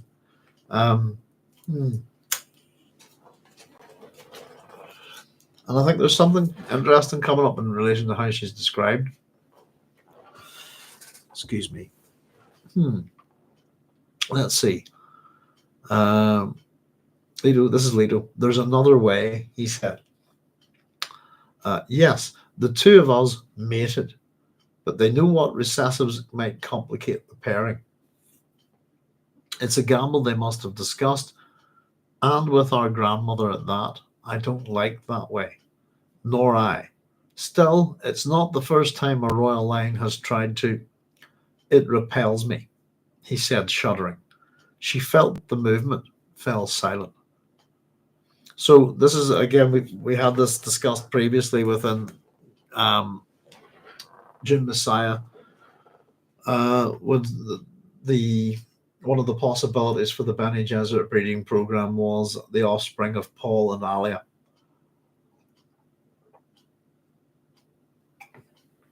As a potential breeding pair. And I think they found that particularly distasteful. We've got the same thing here with Ghanima and Leto II. That they are, and this is them suggesting it, I suppose. It's in Ghanima, so it's not the first time as Ghanima's statement here. But it repels Leto, and she's not happy about it either, basically, so that they don't want to go down that line. It repels me, he said, shuddering. She felt the movement, fell silent. Power, he said. And in that strange alchemy of their similarities, she knew where his thoughts had been. I thought the use of the word alchemy was interesting there. The power of the Kwisatz Haderach must fail. And that's Ghanima saying that. Used in their way, he said. And in that instant, day came to the desert, beyond their vantage point. Pardon me. They sensed the heat beginning. Colours leaped forth from the plantings beneath the cliff. Grey-green leaves sent spiked shadows along the ground. The low moaning light of June's silvery sun revealed the verdant oases full of golden and purple shadows in the well of the sheltering cliffs. Leto stood stretched. The golden path, then, Ghanima said, and she spoke as much to herself as to him, knowing how their father's last vision met and melted into Leto's dreams. So there we go, the golden path, the last vision of Paul Atreides. The golden path is Leto the Second's dream here. So I think that's the clue to it, is that whatever the singular vision that Paul Atreides has been following, the final vision before heading off into the desert, I suppose, Father's last vision met and melted into Leto's dreams. So they merge, met and melted. And if it melted, maybe it's his vision is away then, and only what remains is Leto's dream, perhaps. But also remember that this isn't Paul Atreides. This is a version of Paul Atreides. Paul Atreides is most likely still out there in the form of the preacher. Something brushed against the moisture seals behind them, and voices could be heard murmuring there. Leto reverted to the ancient language they used for privacy. Li ani har samis mi qui out our samet sut. That was where the decision lodged itself into their awareness. So it's at this point they make a decision, and they're running with it, and they're going. The decision is we're going to implement the golden path. So one more time, Leto reverted to the ancient language they used for privacy. Li ani har samis smikwi our samet sut. That was where the decision lodged itself in their awareness. Literally, we will accompany each other into deathliness, though only one may return to report it. And this is their plan, isn't it? It's the plan. Now, again, we've got that Middle Egyptian. Sme being the word for report. We have sms, root word SMS, accompany or follow, and the E, the double I there, if you like, is to return. Sme to report. There we go. Accompany, follow. Lodged itself in their awareness. Accompany, follow each other into death, return, and report. Words within that selection. The rest of them, who knows? But again, there's we can genuinely check that some of these words are okay. If I don't see why, and again, maybe he's just thrown in some loan words, that kind of stuff. But we have again a smattering of Middle Egyptian there. Right, and what it's saying is we will accompany each other into deathliness, that only one may return to report it. This is their plan. Ghanima stood then, and together they returned through the moisture seals to the siege, where the guards roused themselves and fell in behind as the twins headed towards their own quarters. The throngs parted before them with a difference on this morning, exchanging glances with the guards. Spending the night alone above the desert was an old Fremen custom for the holy sages. All the Ummah had practiced this form of vigil. It's our kind of Just to remind you again, I quite like this term. You'll find it in the terminology of the Imperium. We've looked at it a few. It is one of the Brotherhood of Prophets, and it's a term of scorn in the Imperium, meaning any wild person given to fanatical prediction. Pardon me.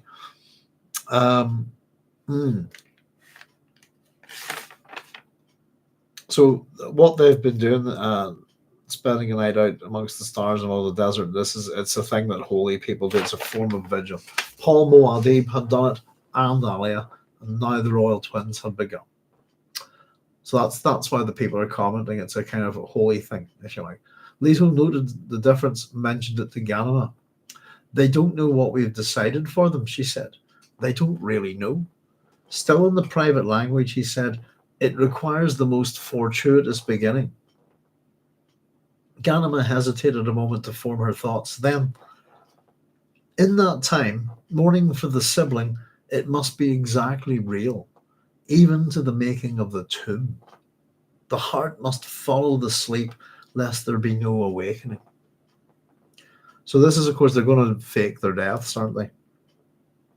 And they're talking about essentially the front that one of them must put up in relation to mourning the other, if you like. But the heart must follow the sleep, lest there be no awakening.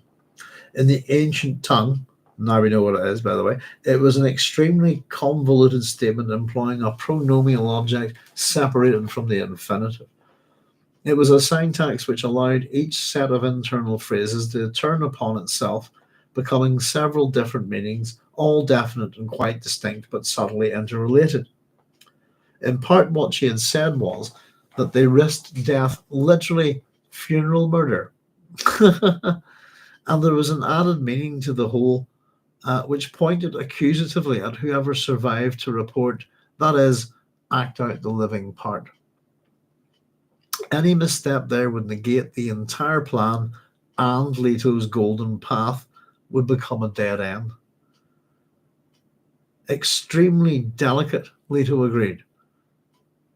He parted the hangings for them as they entered their own anteroom. Activity among the attendants paused only for a heartbeat as the twins crossed to the arched passage which led into the quarters assigned to the Lady Jessica. You are not Osiris, Ghanima reminded him. Nor will I try to be. Ghanima took his arm to stop him. Alia darsate haunis mismo, she warned. Leto stared into his sister's eyes. Indeed, Alia's actions did give off a foul smell, which their grandmother must have noted. He smiled appreciatively at Ghanima. She had mixed the ancient tongue with Fremen superstition to call up a most basic tribal omen. Msmo, the foul odor of a summer night, was the harbinger of death at the hands of demons. And Isis had been demon goddess of death to the people whose tongue they now spoke. So we have Osiris and Isis. So we've got a couple of Egyptian deities here. And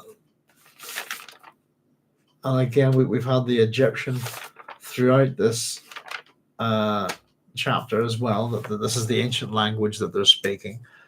You're not Osiris, and of course, and he's saying, nor will I try to be.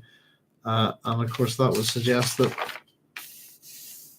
Isis had been the demon goddess of death to the people whose tongue they now spoke. So we've got another mythological pairing of divine siblings, if you like.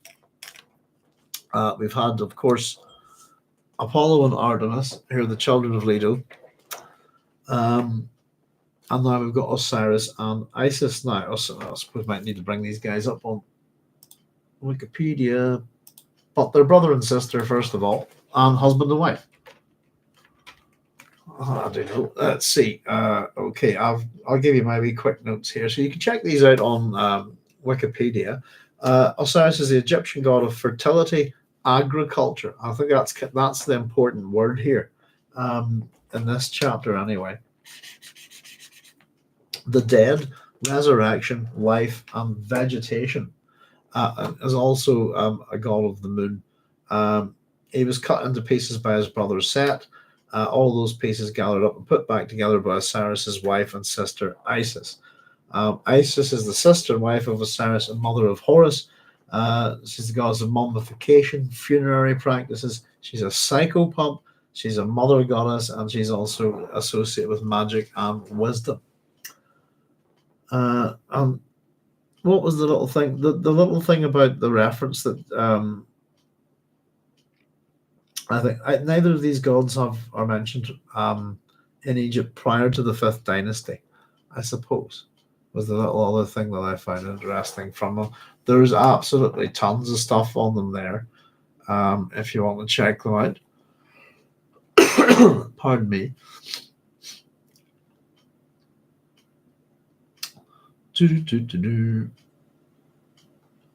But yeah, absolute tons of stuff there.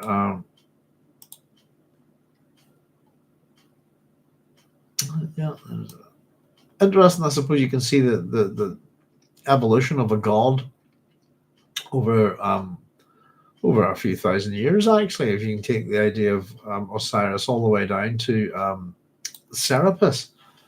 It says just at the bottom, the early Ptolemaic kings promoted a new god, Serapis, who combined traits of Osiris and those of various Greek gods and was portrayed in Hellenistic form.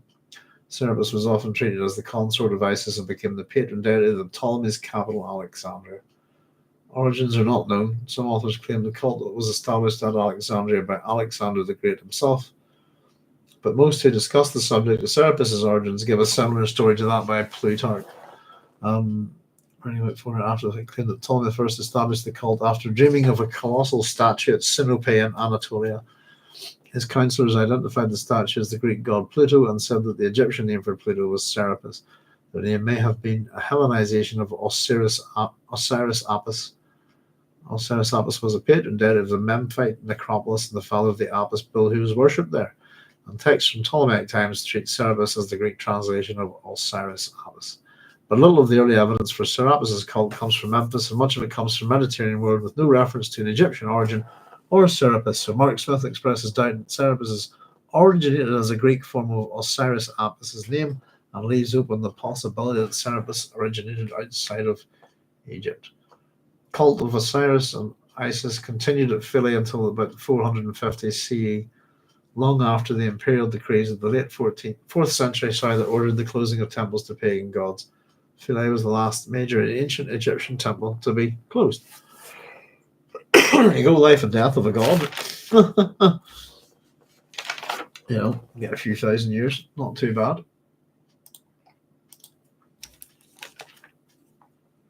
Ptolemy's had a twisty family tree. Yes, indeed. I don't know too much about them. Ptolemy the First is probably the only one I really know about.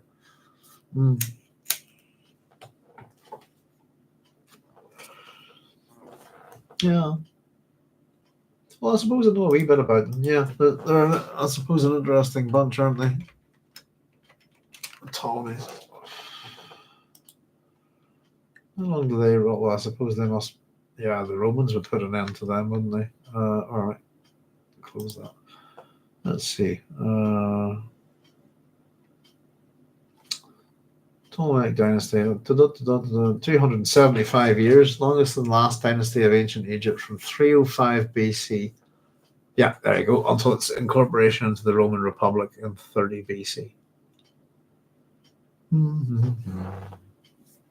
But Ptolemy's seen as a scholar, isn't he, really? That's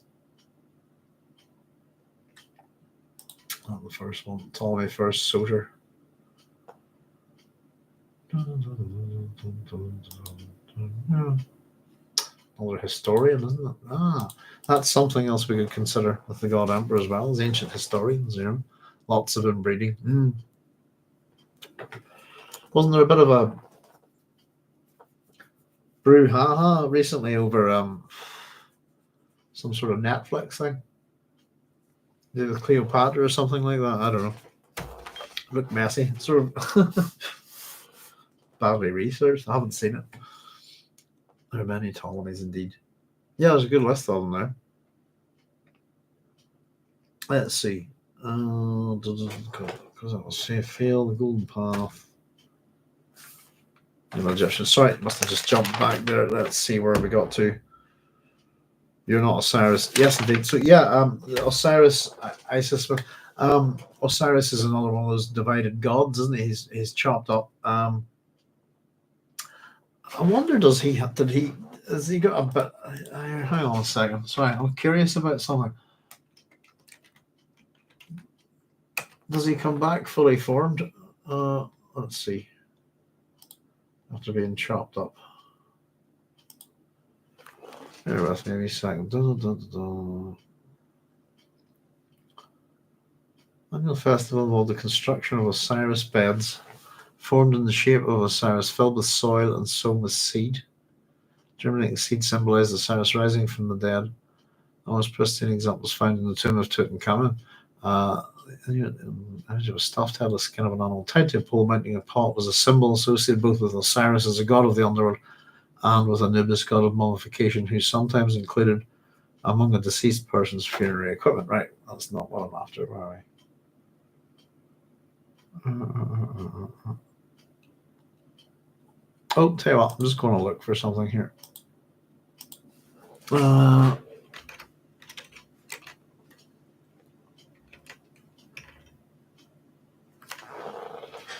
No. So I was just I was thinking about Pelops being chopped up as well. Just the different gods who get chopped up and put back together again, if you like, I was just wondering, did he get all his pieces back?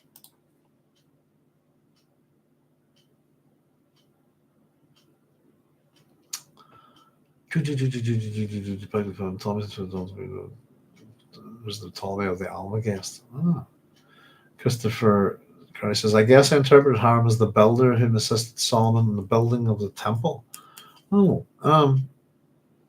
It's been not long since I did the work on it, Christopher, but I'm not too sure where I got my information. But it's in the PhD videos, and we got his little thingamabob, whatever you would call it, the little Egyptian.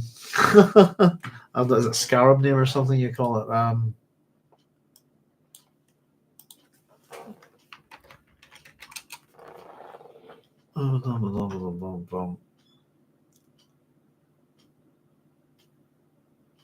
Yeah, I don't know where I got that from, but my understanding is Harem is another name for Cheops, which is another name for Khufu. What's he? He's it's Khufu on Wikipedia, isn't he? Pardon me, there he is. Or Cheops. What do you call those? Is it little scarab things or something like that? Khanum. There we have Khufu. Full name Khanum Khufu means Khanum, protect me. My modern Egyptian pronounced it. Remember, his name was Khufu at the time of his reign. His name was probably pronounced as Kayafi. And during the Hellenized era as Kuf. Usually two versions of his birth name, Khanum Kuf and Khufu. Cheops, Sufis, Sufi, Salhuk, etc. Must have a way nosy into it. I must check. There's probably the references in it, But yeah, that's interesting. Julian Thompson, sorry guys, I had a Zoom meeting. No worries, Julian, no worries at all. What time is it anyway? 5 to 12. Oh, that's right, you're in the States now, Julian, aren't you? Now, let's see. Yes, indeed. Osiris and Isis. We Atreides have a reputation for audacity to maintain, he said. So we'll take what we need, she said. It's that or become petitioners before our own regency, he said. Alia would enjoy that. I actually thought, I've written next to that, I thought that would be dangerous for her as well. She might enjoy it, but it would not look good for her. For the regent to be publicly petitioned by the two people, the people that she's acting as a regent for, I would see that as an affront, and an embarrassment to the region. This is Ghanima. But our plan, she let it trail off. Our plan, he thought. She shared it completely now. He said, I think of our plan, it's our plan, by the way, as the toil of the Shaduf. I drew one here, actually. I was wondering if a Shaduf is the first time we've heard a Shaduf in the Dune series. I suppose the reason why I was asking is I think I ended up with it. Was it one of my students was telling me about it because they were looking at them in primary school? But I think we might have had one mentioned before. So a shaduf is like, imagine a big long stick that you've got like a mount on. That you've got a mount that you can tell, almost like a boat thing for oars, that kind of thing. And it's very, very long, and at the end of it you can suspend a sort of string and a big long piece of wood, and then at the bottom of that is a large bucket, if you like. So it allows you to tell out a large bucket of water, put it into water, lift it up, and then bring it back and put it down on land. Where you can, all with great ease, if you like. A shadoof, sometimes spelled Shadoof. And if you have, again, Wikipedia is great for this kind of stuff, is that you can have a wee nosy at it. But I pretty much, there we go. All right, I had a quick doodle. That's what they look like. There we go. Picture paints 1,000 words. I wish I was a good artist, actually. So shadoof is an irrigation tool used to lift water from its source and move it onto land, and they've been around from about 3000 BC. And I think of our plan as the toil of the shadoof. So this is the metaphor for their plan. Ghanima glanced back at the anteroom through which they'd passed, smelling the furry odors of morning with their sense of eternal beginning.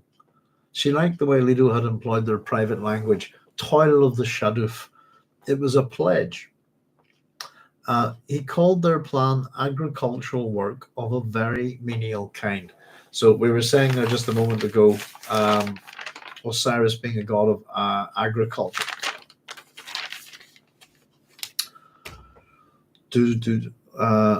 Agricultural work of a menial kind, the toil of shadoof, irrigating, weeding, transplanting, pruning. Yet with the Fremen implication that this labor occurred simultaneously in another world, where it symbolized cultivating the richness of the soul. I quite like that idea. That's interesting. That what they do here isn't that. Let me have a wee look here. Is that our long book? Hang on, let's grab our terminology of the Imperium. We were talking a wee bit about that sense of the Chinese afterlife that you get from Journey to the West. The other week, I think about how the Emperor, the richest man on the earth in this life, would be the poorest man. In the afterlife, that kind of idea of balance, if you like. Bear with me. So what we have is the Alamal mythal, the mystical world of similitudes, where all physical limitations are removed. We're going to hear a wee bit about that as well. But the idea that what they do in this world is in some way created in another world, a spiritual world, if you like. Where it symbolized the cultivating the richness of the soul. Interesting. Again, that idea of Fremen religion being tied up with the ecology of the planet. This is a sense that even the ecology of the planet is actually tied up with an afterlife, another world. I think that's quite interesting. Ghanima studied her brother as they hesitated here in the rock passage. It had grown increasingly obvious to her that he was pleading on two levels. One, for the golden path of his vision and his father's, and two, that she allow him free rein to carry out the extremely dangerous myth creation which the plan generated. This frightened her. So we get some questions from Ghanima here. Was there more to this private vision that he had not shared? Could he see himself as the potentially deified figure to lead humankind into a rebirth, like father, like son. The cult of Muad'Dib had turned sour, fermenting in Alia's mismanagement and the unbridled license of a military priesthood which rode the Fremen power. Leto wanted regeneration. So, just within that, I suppose, the toil of Shudif is a pledge to do this type of work, if you like, menial work, irrigating, weeding, transplanting, pruning. But it's metaphorical in that sense. Is this to do with the soul and the spirit of things, if you like? Which the thing that I suppose is implied that it's to be done in a physical way on the planet, but this implication within the language is that the labor occurred simultaneously in another world, where it symbolized cultivating the richness of the soul. So it's a promise to cultivate the richness of their soul, in a sense. Is that it? By irrigating, weeding, transplanting, pruning? Is this the things within other memory? Is that what that metaphor is for? I wonder what you think. And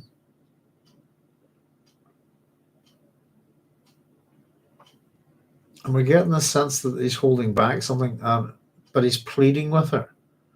One, that the golden path of his vision, let's do this, basically. Two, that she allow him free rein to carry out the extremely dangerous myth creation which the plan generated. He's going to turn himself into a god, into a mythical being, just like the way that Paul made use of the concept of the Lisan al-Gaib.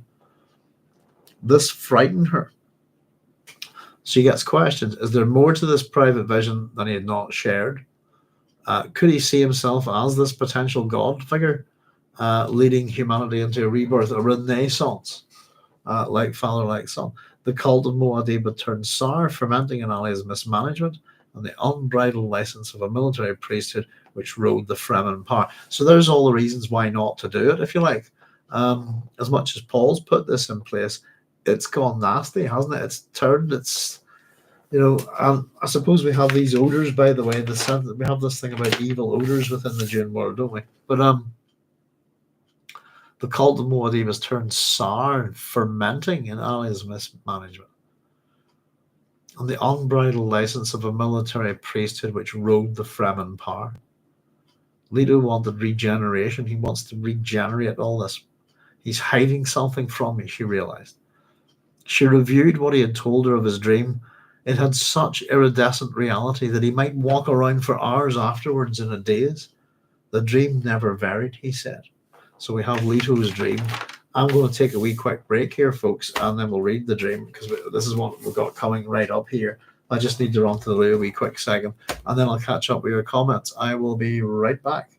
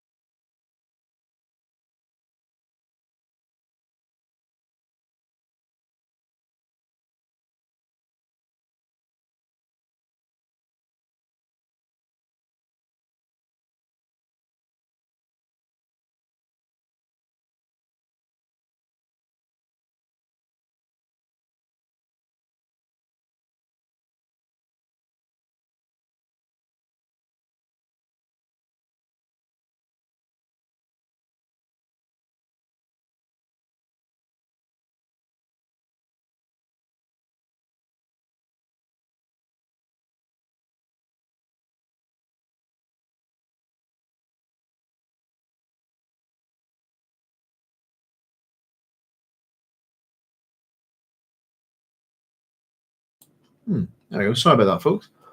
Let's see.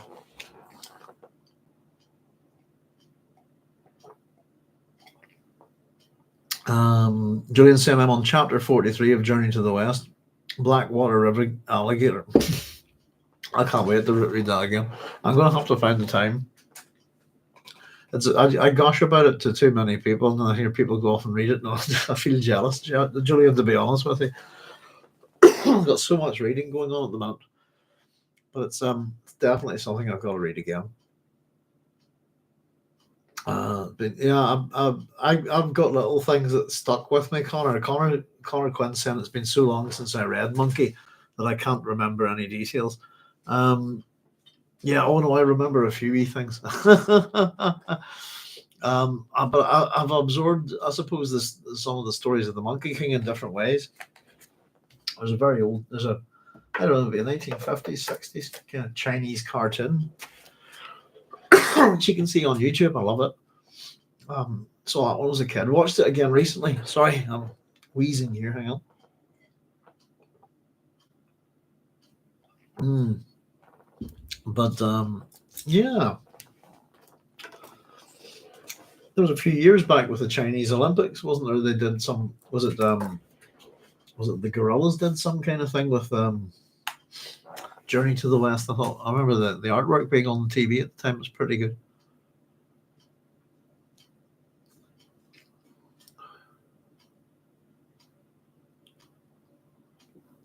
I thought the 11th chapter of Journey to the West, where the Tang Emperor Taizong explores the Chinese afterlife and the Wheel of Life and Death, was a lot like Plato's myth of her. I mean, that's the bit that I'm kind of remembering very vaguely there, I think, Julian. You know, I do remember. Who was asking Connor? Was it Connor? I think.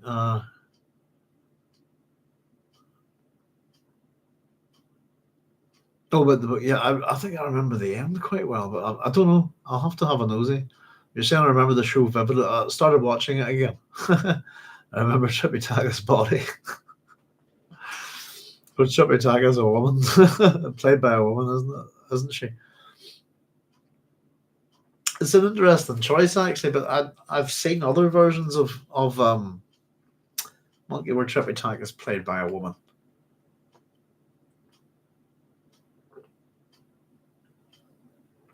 And I wonder, is it maybe one of those kind of ideas? It's a bit like Frankenstein's monster creature having the nuts and bolts. You know, is it one of those things that's carried from one version into another? You know, pardon me. And the river. I've only got to episode 4. We just got downloaded the other week. What else am I watching? Got so much going on. I know. No, not that way.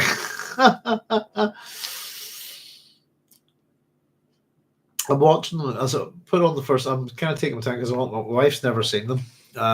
So we watched the first 3 or 4, I think.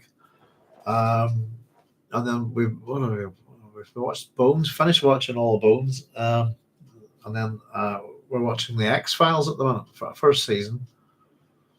Just stuff on the background, if you like. And I've been watching the 4th season of Lex, and I'm loving it. I'm just enjoying that, you know. At the end of the story, Trippy Taga. Oh no, I'm not remembering that at all. No. And no, that. At the end of the story, Trippy Taga sees his own body floating down the river. No, I'm not remembering it. So that's been what, since when was that out on TV? Of 19. Must have been pretty young when that was on the telly. Late 70s, very early 80s, I'd say. Which is why I loved it so much. Yeah. As a little kid, I would go out in the rain. You know. Buddhist thing. Thank you, Connor. I'm trying to remember when I read them, actually. But I read Journey to the West and Outlaws of the Marsh, sort of just after each other. I read them, and I was hoping to get the other 2 sort of great Chinese novels, which I've never picked up. But then I ended up giving them as gifts to somebody, and then a wee while back, my wife rebought me the Journey to the West because I said I wanted to read it again. So it's some pride of place over there, right next to the Arabian Nights, but which I'm still on as well. Oh, for goodness sake. You know, it's ridiculous the amount of things I'd love to get rid. But no, yeah, not sure if it's in the show. No, I'm not remembering it at all, Connor. That was just the bit that I always remember was at the end was just that that Pigsy and I'll not say it actually because Julian's reading it, but it was just what happened to Pigsy and Sandy was the bit that I remembered at the end. I suppose maybe thinking of different things, Saying that, I'm maybe not remembering that right. Okay, folks, but yes, indeed. Anybody's not read it,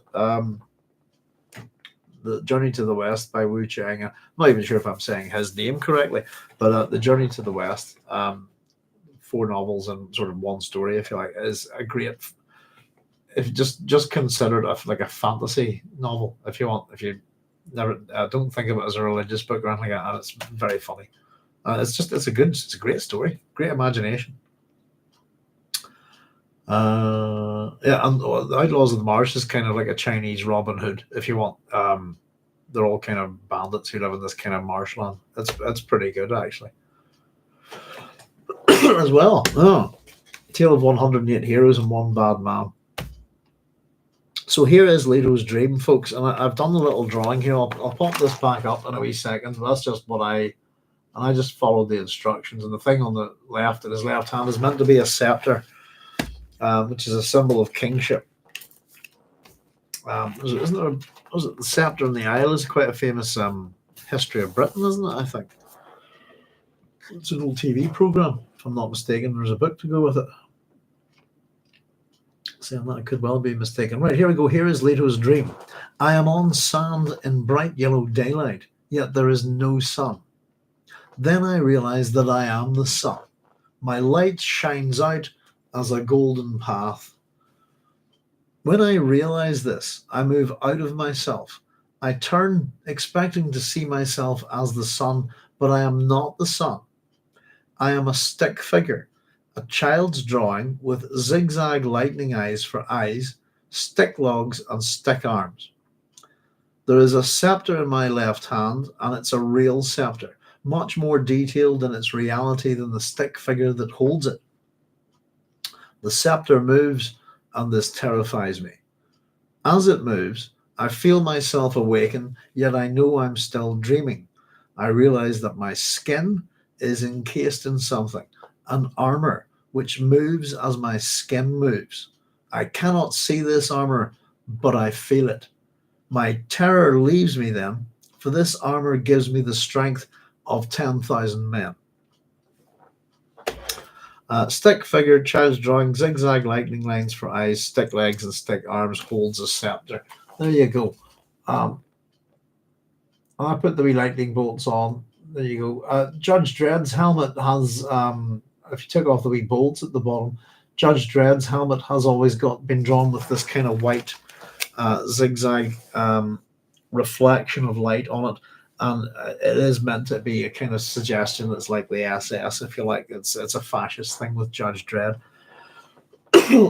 Lightning bolts with this, I don't know, but that's kind of the way I drew it. Zigzag lightning lines for eyes. So it's an interesting thing with the golden path. And I am on sand in bright yellow daylight, yet there's no sun. Then I realize that I am the sun. My light shines out as a golden path. So what is the golden path? It's my light shining out as a golden path. Is that what the golden path is? Possibly. My light shines out as a golden path. So that's the simile there, if you like.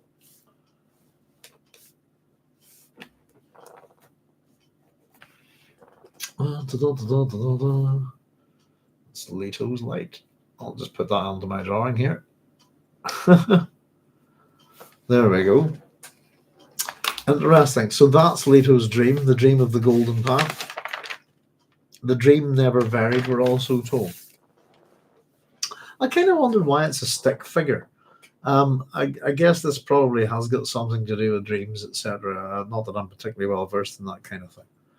But it's an interesting thing.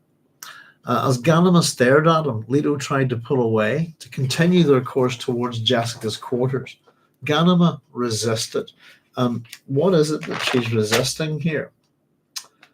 I think it's the golden path, is it? It's this idea that this golden path could be no better than any other path, she said. Leto looked at the rock floor between them, feeling the strong return of Ghanima's doubts. I must do it, he said. Alia is possessed, she said. That could happen to us. It could already have happened, and we might not know it. No. He shook his head, met her gaze. Alia resisted. Now, this bit's interesting. This is the difference. I suppose this is how you, and it is an interesting thing. Alia resisted. That gave the power within her their strength. Sorry, that gave the powers within her their strength. By their own strength, she was overcome. We've dared to search within, to seek out the old languages and the old knowledge. We've already amalgams of those lives within it. Sorry, we're already amalgams of those lives within us. We don't resist. We ride with them. This is what I learned from our father last night. It is what I had to learn. So this is the key to it. And what's kind of sad about it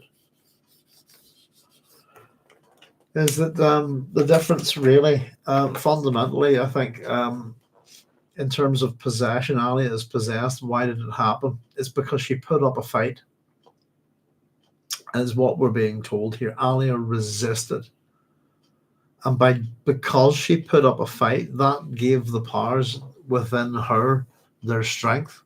Maybe it's that her own strength feeds, in resisting them, feeds them.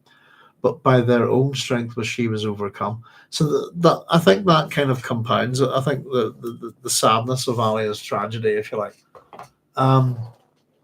is that she's, these two kids here, the twins, are trying to figure out how to avoid this. And no matter what, if someone was being told, "Oh, this is going to take over your mind," or "You got this disease," or this, that, or the other, you would say to people, "Fight it." You fight it. Don't give up, and that's what she's done. And I think that it's a little thing that's said here, and I think it's really important, especially in relation to Alia, but that she resisted because she put up a fight, because she was that's why they've taken over her, and it's allowed them to do that. It's given them strength by putting up a fight. Well, it's a bit like the old, I will bend like the reed in the wind kind of thing. They're more path. They don't resist, and because they kind of go along with them, it's not them versus the multitude, if you like. That's why they're okay. And this is the thing that they needed to learn. One of the things that they needed to learn from their parents is how do we avoid possession, and this is it. That you go with the flow. You kind of don't resist, ride with them. Take one out for a coffee one day, that kind of thing. But and it's what I had to learn. It's the really important thing here, and it is one of the differences between Alia and the twins. But I do think just that little fact there, that it's maybe not something that we might pick up on too much, but that Alia resisted. I've highlighted that. All the rest of that's in yellow, but I've highlighted those two words in purple here. Just to kind of show their importance. I think that's really sad. She put up a fight. Again, who's to tell her what to do? How does she know how to deal with this? And if she had kind of just gone with the flow, I suppose, like the twins, that maybe she would be okay. Well, I think it's a sadness. Because, in trying to fight it, that would be the noble thing, wouldn't it? You kind of think that, she just give up. But it's the fact that she's fought against it is the reason why she's been lost. And I think that really just compounds the nature of her tragedy, Yeah, that's a good point. Yeah, the ride with them. Think of it, the multitude as a worm. Leto is an inner and outer being. That's about what I can take from this. His royal representation is entirely wooden. They tame the inner Shai Hulud, says Connor. That's I like that. Riding the worm of the multitude, yes. Christopher saying, I disagree. I think the stress of Paul just walking out to the desert had something to do with it. She made a devil's bargain with the Baron, says Christopher. Oh yes, but we talked about the fall aspect of it.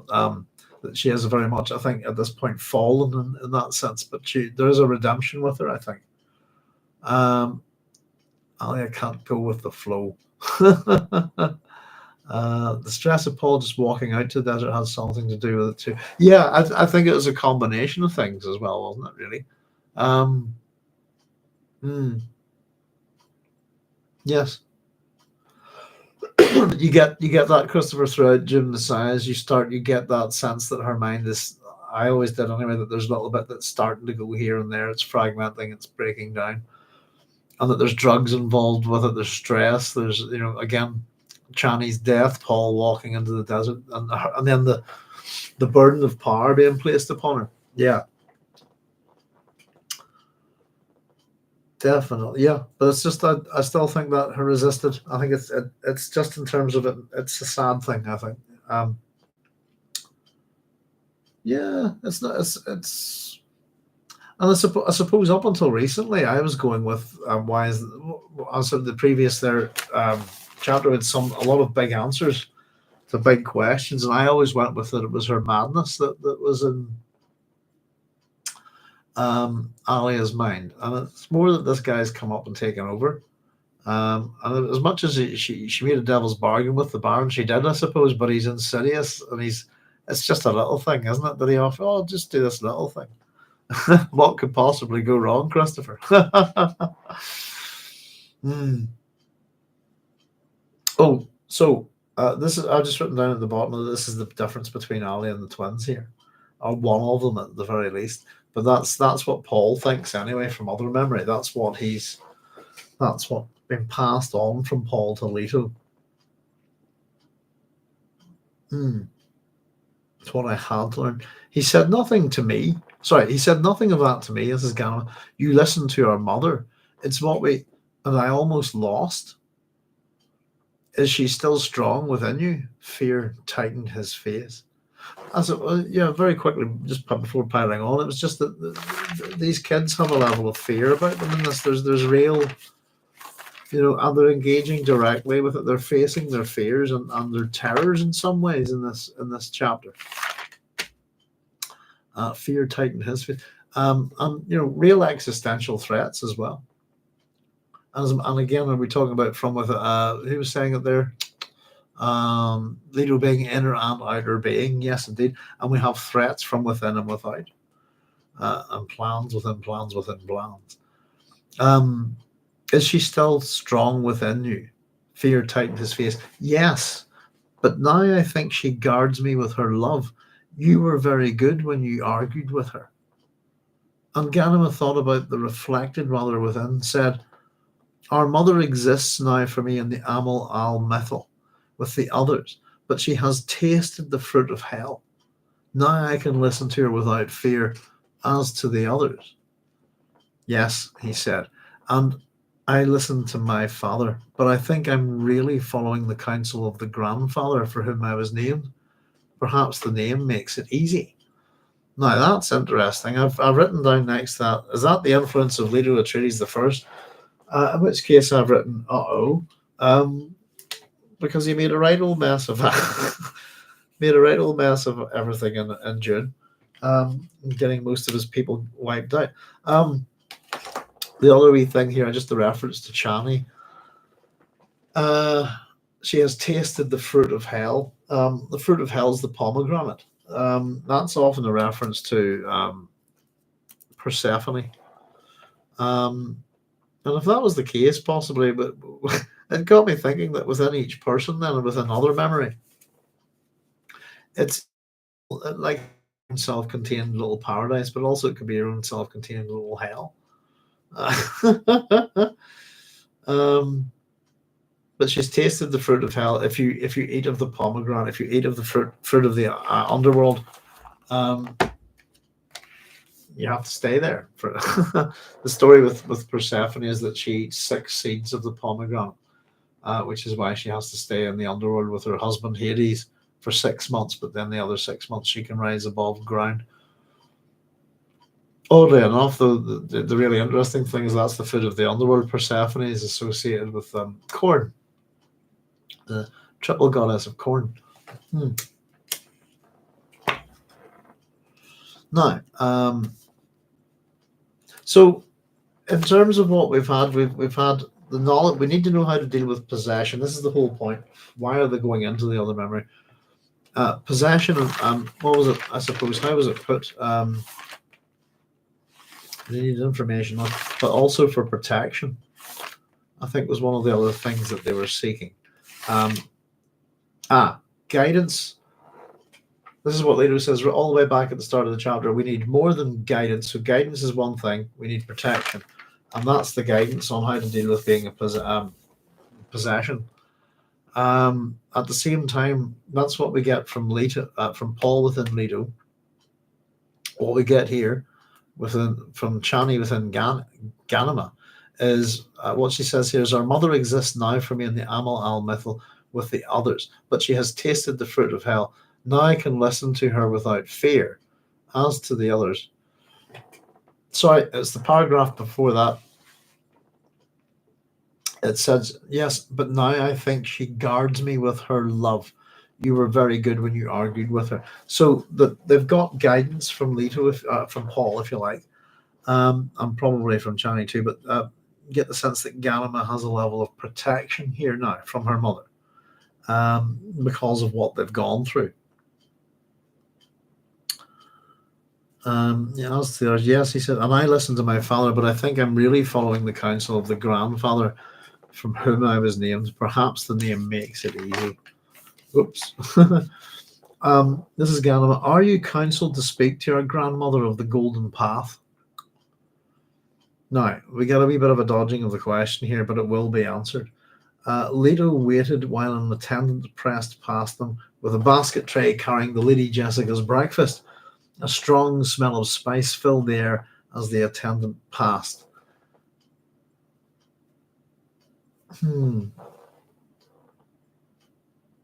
I put next to that the smell of spice there. Why that there now? Why the breakfast going by? The smell of spice filled the air. Was that just a reminder that there's a path to be taken to look at the future with use of spice? Is the clock ticking? Is the other thing I've kind of put there. So Leto, this is Leto. She lives in us and in her own flesh, Leto said. Her counsel can be consulted twice. And I've written down, no, surely it can be consulted 3 times. Because there's a Lady Jessica inside Leto. There's a Lady Jessica inside Ghanima.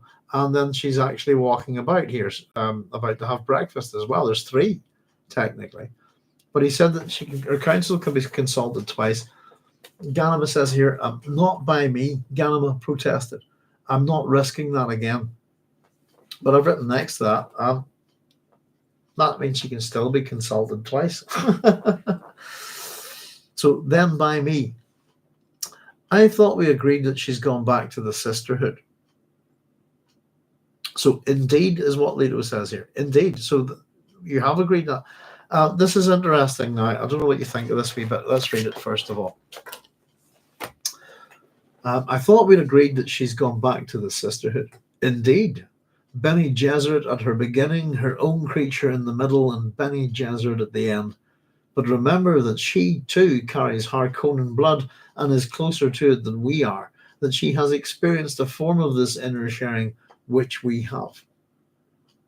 And it was just the phrasing of it. Bene Gesserit at the beginning, her own creature in the middle, Bene Gesserit at the end. Just in relation to the myth and swapping things around. And I've just written 3 words here. Jessica as this, well, I'll put 4 words in. Jessica as the Sphinx. I don't know why it's because of the description of her beginning, middle, and end. It reminds me of the riddle of the Sphinx. And I've written down here Jessica as the Sphinx. Within the Oedipus myth, I suppose, which is still running within this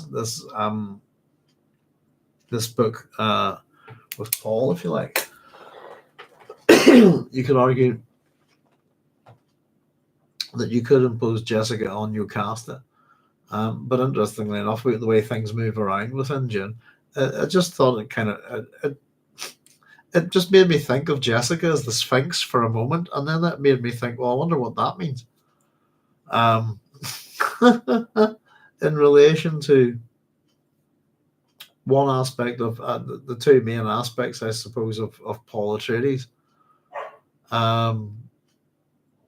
Very much one is Orestes, the other one is Oedipus, I think. But it'll be just in terms of Jessica as the Sphinx. This I don't know. Maybe I'm just brains wandering. But the description of the what walks and what walks and was all fours in the beginning of its life, on two legs in the middle and three legs at the end, and has a voice. That was it, and has a voice.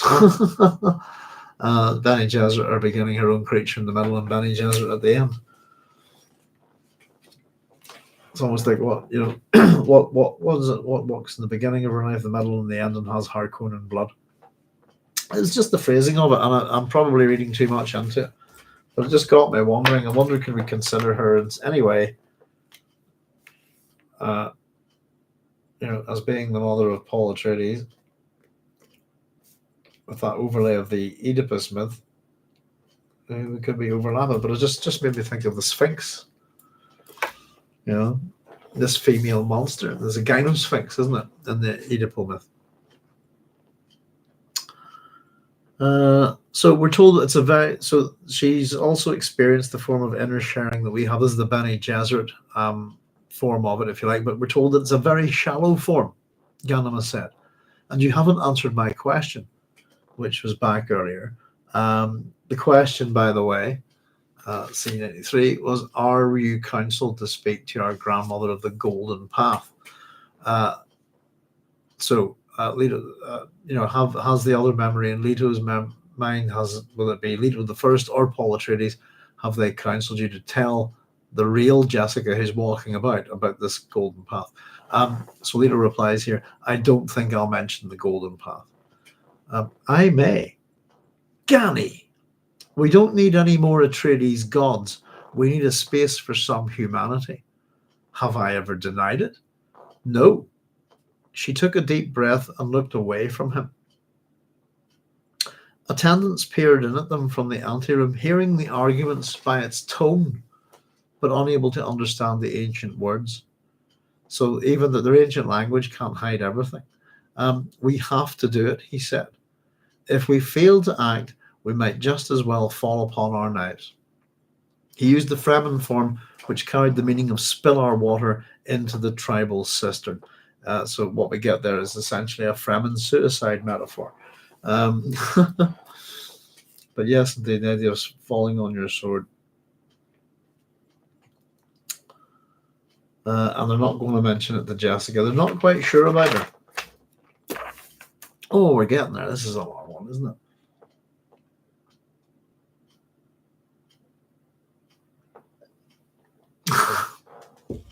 Oh, dear. Connor's saying, is it a coincidence that someone she killed that took her over? Maybe the first person she killed. No, I think she's done plenty of killing prior to that. I suppose, the Fremen children finish off the bodies on the battlefield, don't they? But maybe it's the first actual. I don't know. It's always why the Baron, though, Connor. It's a good question. Why him? Christopher Christ, just give me 5 minutes with a tile bar. That explains all those pomegranates in Conan, says Connor. Amal al-Mithil is Herbert's version of the Al-Alam al-Musul, the realm of the ideal. She's down one leg, Connor says. Where are we?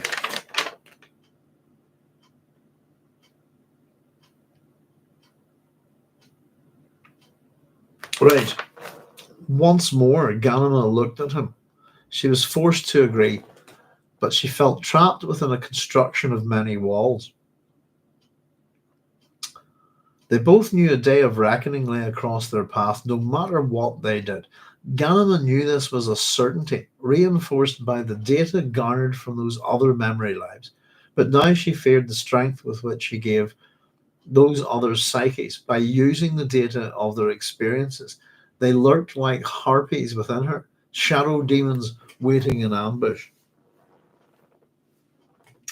Harpies, Okapiti and Aelio, Half human, half birds. Greek mythology. The main character they're associated with is Phineas, who's on in the Voyage of the Argo. If anybody's seen Jason and the Argonauts, the film, the Ray Harryhausen film, an incredibly amazing scene with these harpies tormenting Phineas, who's a seer, isn't he? So check them out on Wikipedia. I've made a wee note here that it's from the Greek word harpia, which means snatcher or swift robber. And they're generally kind of, I think, associated like minor storm deities, that kind of thing. Aelio means storm or swift. Occipite means the swift wing. Virgil added a third harpy to the squad, if you like, who is Caliano, which means the dark. And there's one mentioned in Homer, which is Podarge. Podarge, sorry, that's probably the better pronunciation. Podarge, Podarge, which is Greek for fleet foot. I'm just thinking, there you go. So the Stormwind deity sometimes associated with the underworld, this kind of thing as well. With the harpies, there's similar creatures to things like the Arañas and the Furies, this kind of thing. Yeah.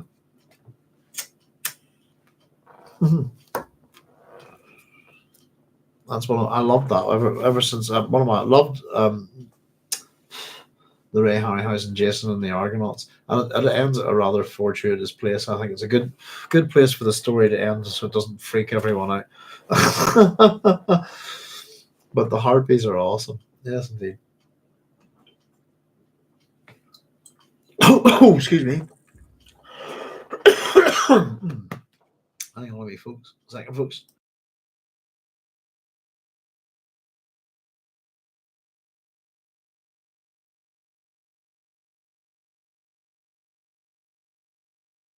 That's better. Sorry, that went down the wrong way. Started choking a bit there, folks. Now, bear with me here. Let's see. Yes, indeed, harpies. This analogy again, it can be associated with the underworld. Pomegranates, eating the food of hell. Chani sort of going back down that way. Now, we're told, except for her mother, who had held the fleshly power and had renounced it, Ghanima still felt shaken by that inner struggle, knowing she would have lost but for Leto's persuasiveness.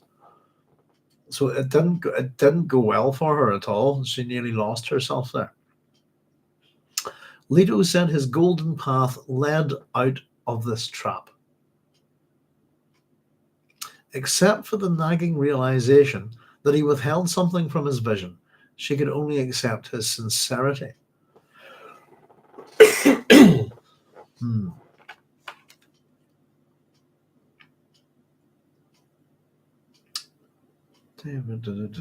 Sorry, just checking again that the idea of a trap, that the golden path leads is a way out of this trap.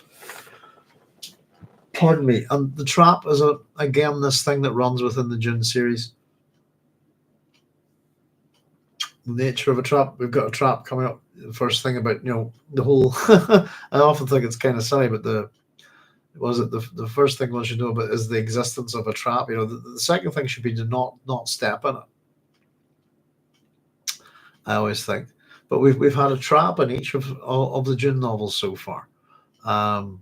But this is a trap that's not just personal. I think it's a trap for all mankind in his vision. Except for the nagging realization that he withheld something from his vision, she could only accept his sincerity. He needed her fertile creativity to enrich the plan. And it is their plan. The golden path is going to be, what I'm getting the gist of is as much Ghanima's work as it will be Leto's. The vision is his, but she's going to sort out the details. Her fertile creativity to enrich the plan, make it better. Will be tested, he said, knowing where her doubts led. Not in the spice. So this is the thing that they want to avoid, is so far, again, taking overdoses of the spice, etc., to go in that spice trance. The thing that Alia has been kind of pursuing her prescience through, they've decided to avoid that. But here we go. Perhaps even there, surely in the desert and in the trial of possession.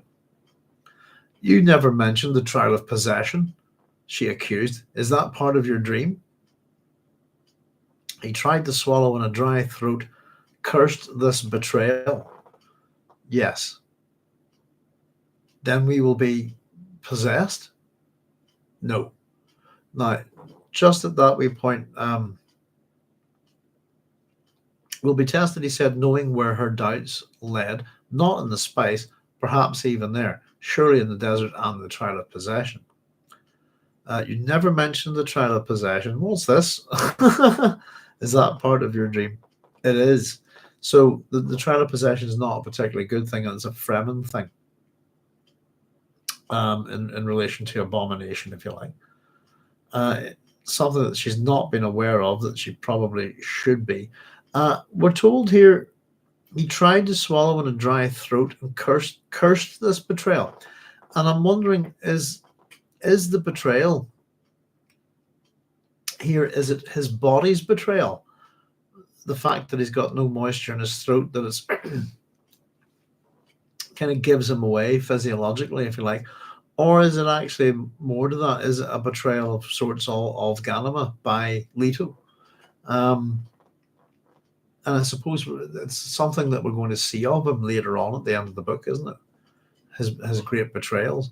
Then we will be possessed. This is the great fear for Ghanima. No. One word, unassured, isn't it? Now, Ghanima, here we are. She thought about the trial, that age. So this is the problem that they might have to face. But by the way, just in relation to the spice, the trial of possession, but the desert itself, the spices, and they're getting that sense that it's in everything anyway. The smell of spice with, that we're getting hints of spice throughout this chapter. But I love this bit coming up here. Here we go. I think this is a good one from Frank. She thought about the trial, that ancient Fremen examination whose ending most often brought hideous death. Not just any old death, but hideous death. Then this plan had other complexities. It would take them onto an edge where a plunge to either side might not be counterbalanced by the human mind, and that mind remains sane. So they're going to be balancing a fine kind of knife edge type thing with this plan. If they fall, the least of it could be that they'll lose their sanity, could go mad. Knowing where her thoughts meandered, Leto said, power attracts the psychotics. Always that's what we have to avoid within ourselves. You're sure we won't be possessed? Not if we create the golden path. Still doubtful, she said, I'll not bear your children, Leto. He shook his head, suppressing the inner betrayals. Lapsed into the royal formal form of the ancient tongue. Sister mine, I love you more clearly than myself, but that is not the tender of my desires. Now, I've written next to this. So again, what we're experiencing at this point is that Ghanima has engaged in some doubt, and Leto's trying to correct that. I think he's trying to, as much as he's trying to convince her here that this is the right path to take. Power attracts the psychotics. Always that's what we have to avoid within ourselves. In other words, the psychotic individuals and those who lust after power, as Paul had warned.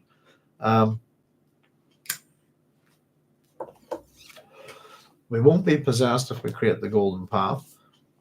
But I'll not bear your children, Leto. So this is back to the idea that the both of them could be a breeding pair for the Bene Gesserit, but that's not what they're talking about here. This is be Leto's own breeding program, won't it?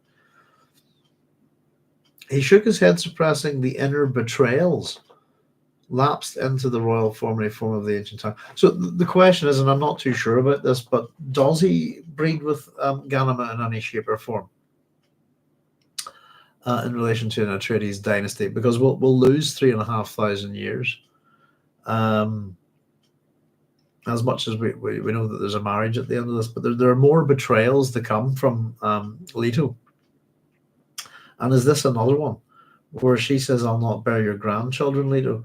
He doesn't say that that's the case, if you like. He says, "Sister man, I love you more clearly than myself, but that is not the tender of my desires." And I've written next to that, so what? If it's a necessity for like, how would you put it? Succession of the throne, this kind of thing, then royals would certainly do that kind of thing, I think. Well, they used to. But he's saying that it's not what he desires, but that's not necessarily, doesn't necessarily mean that's not what he'll do. Does that make sense? I think it's a kind of an oblique statement. It's a bit vague. It's a bit dodgy. But she takes it as a okay. But it's I suppose a final reaffirmation by her that we're not doing the nasty together. There'll be some other way.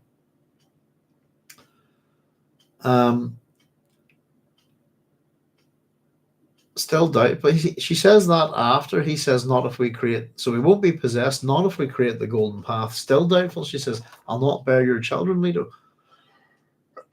So I'm sure that's something to do with children there associated with the golden path. But the inner betrayal below that, I don't know. And his response isn't a direct, "No, you will not bear my children, Ghanima." It's not direct in any shape or form, is it? This is Ghanima now. "Very well then, let us return to another argument before we join our grandmother. A knife slipped into Alia might settle more of our problems." And I've written there C note for number 14. So this is the bit where we got to this, and I'll check out a few of your comments because we're nearly done. But all the way back in this chapter, when they're speaking in Middle Egyptian, we have Ghanima saying, "Muriat," she conceded, her voice low, "it must be done lovingly."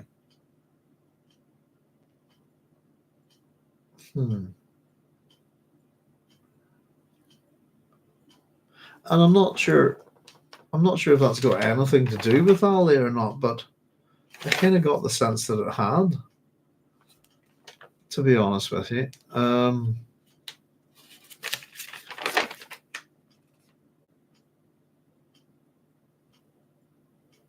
At the very least, yeah, prior to that, I suppose, they had got to look at Ali and know the perils of the inner world, etc. I think they're doing it, and one of the reasons why they're doing this, they have done this in this chapter, is because of the threat from her. But if it's to be done lovingly, I suppose a knife slipped in to Alia might settle most of our problems. This is directly from Ghanima. Should we kill Alia? And is that a truly sincerity? DC and model, says Julian. Connor saying Lovecraftian. And Julian saying it's important to remember that Leto and Ghani are communities residing in individuals, the city and the soul. Psychotics may take over him the way they do institutions. Very good.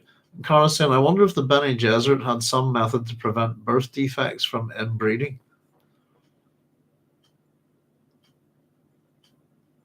Yeah, that's a good point, I suppose. I would imagine that it might be that they can control things at a cellular level, can't they? There might be, if they can determine the sex of the child.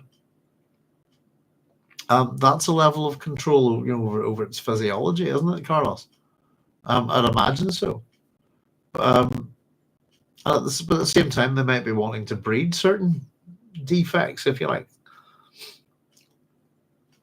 Who knows? That's a good question. Let's see. Hideous death. I did like that. So I'll not bear your children. Don't worry about that. Okay, very well. Let us return. Have another argument before we join Granny. And should we kill Alia? Again, regardless, whenever you're reading this, sometimes it's hard to forget that the characters that you're looking at are 2 9-year-old children. If they're in this country, they still have 2 more years of primary school left. So when I've slipped into Ali, I might settle more of our problems. This is Leto's response. If you believe that, you believe we can walk in mud and leave no tracks, he said. Besides, when has Alia ever given anyone such an opportunity? Well, here's an opportunity by the looks of it. There's talk about this Jabba. Excuse me. Does Duncan show any signs of growing? Any sign of growing horns?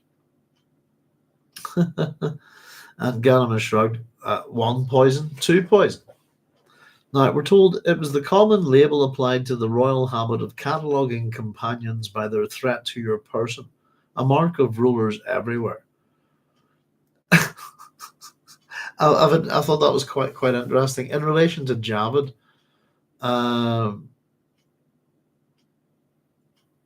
there's talk about Javad. Does Duncan show any sign of growing horns? One poison, two poison.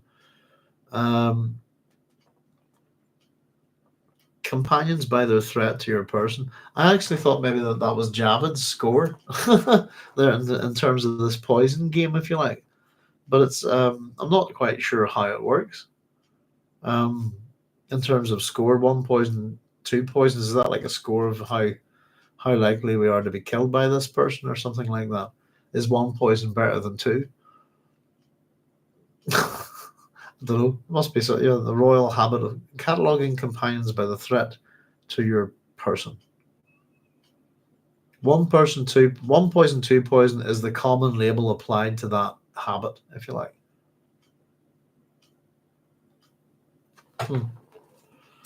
Maybe I was just misreading that a wee bit. Well, this is Leto. We must do it my way, he said. The other way might be cleaner. Sorry, clearer. Is that? Let me just check now. I think that's maybe the only word I wasn't too sure about. I think it's clearer. Open the page, aren't we? Poison two. The other way might be clearer. Yes. There we are. By her reply, he knew she had finally suppressed her doubts and come around to agreement with his plan. The realization brought him no happiness. He found himself looking at his own hands, wondering if the dirt would cling. And of course, that's in reference to what he said to Ghanima previously there. If you believe that, you believe we can walk in mud and leave no tracks. Substitute mud for blood, if you like. If you have blood on your hands, mud on your hands. I wonder would the dirt cling, would the blood stick? This kind of thing, But there we go, folks. How did we do? We're just coming up to 1 o'clock. Quite a lot of dialogue within that, and it's it's a bit crazy because it's the same people talking, different characters, same bodies, and we get a real sense of things going here. There's a moment in this where the twins commit. And that's it. And we're even told, that this is it. This is the point. And they're going for it,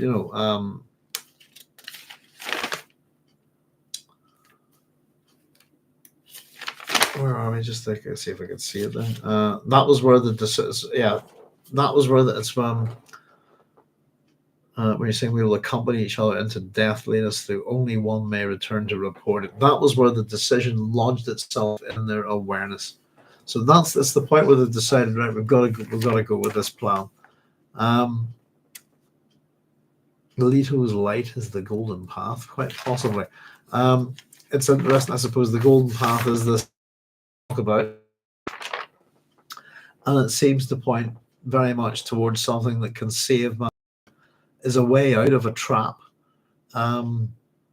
for mankind in relation to prescience. And I suppose, pardon me,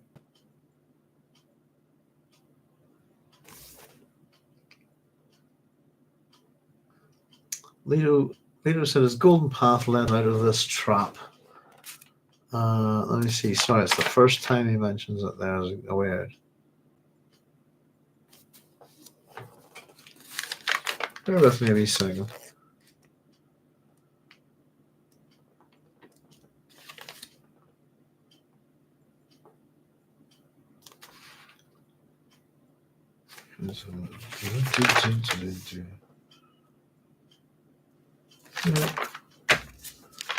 We get the full dream there in this chapter as well, which is quite interesting.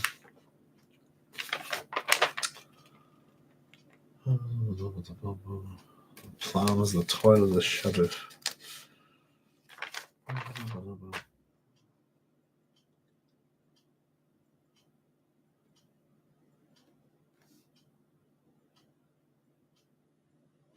Yeah, I suppose that, I can't find it just yet. Here we are. Father's last vision met and melted into Leto's dream. So the golden path then. Paul's golden path is merged and melted into Leto's golden path.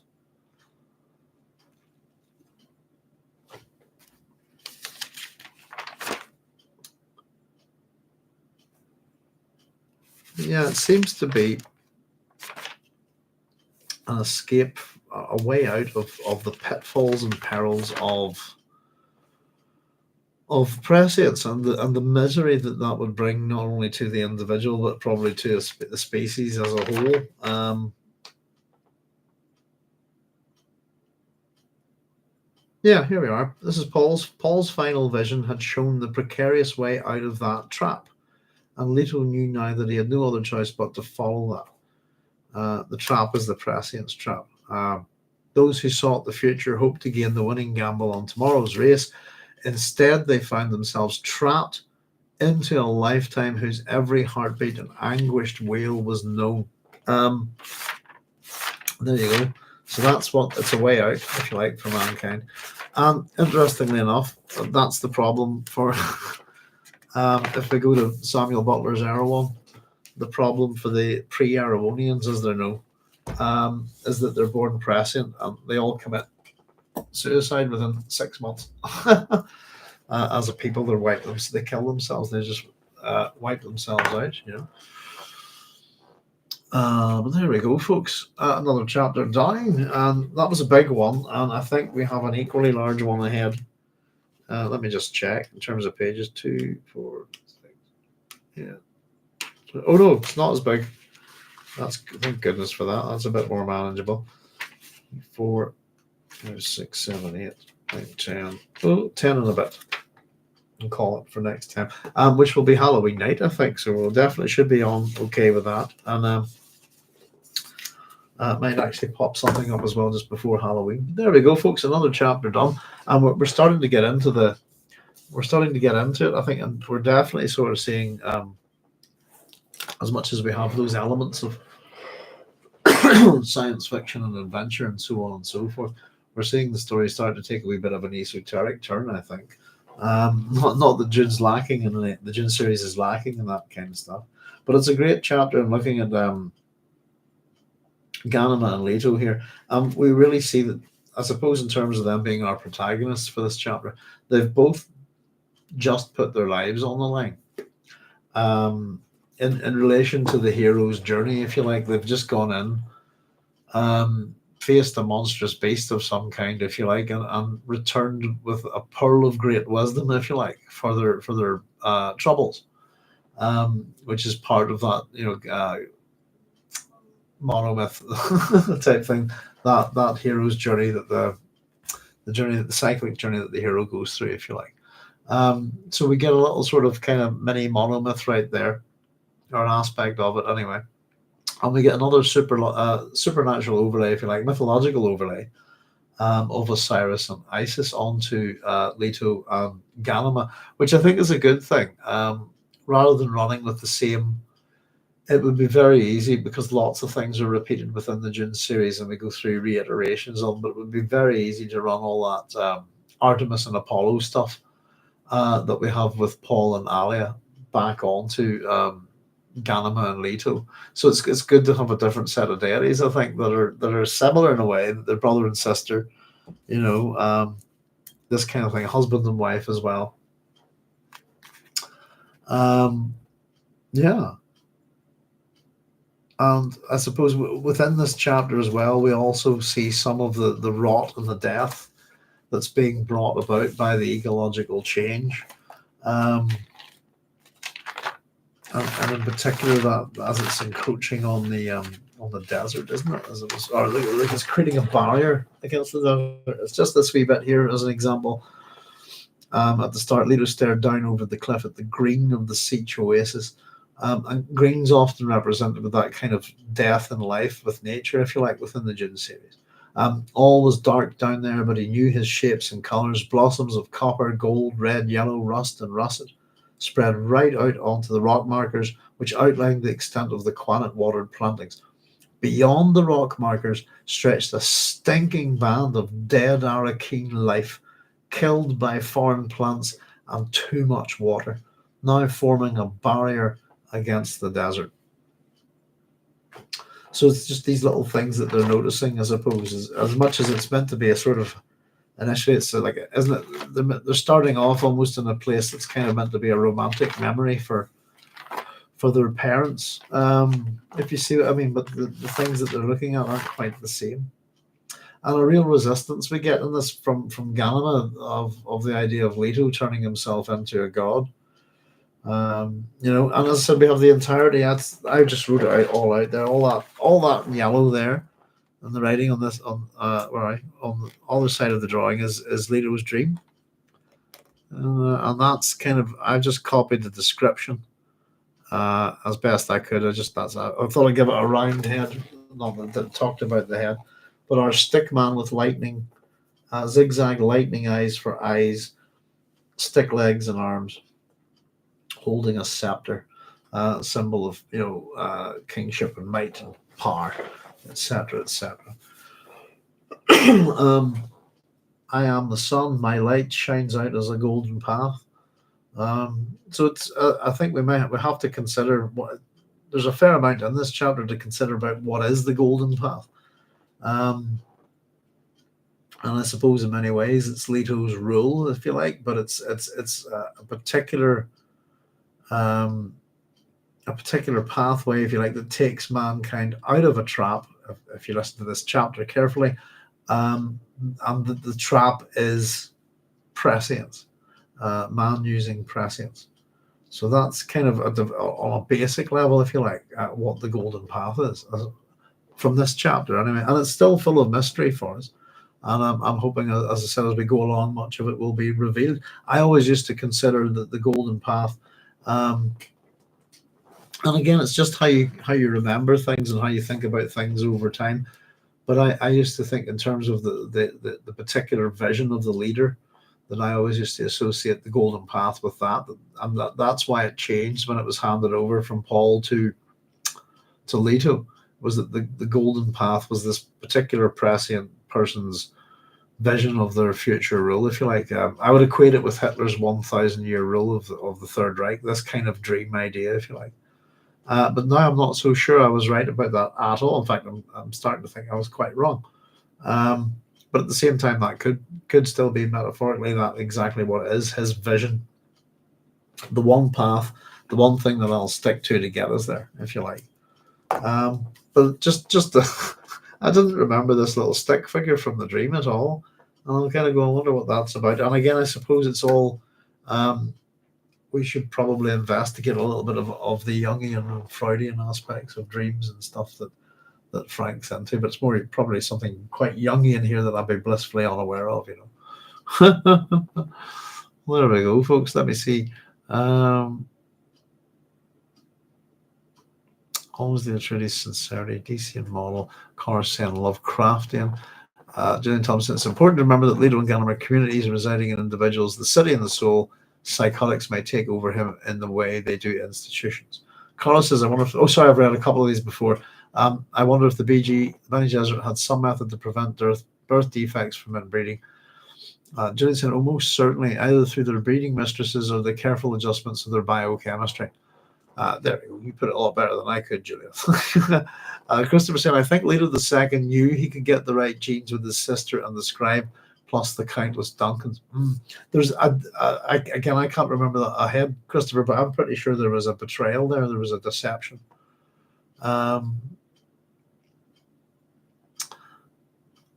and he's breeding for Siona after all. Yeah.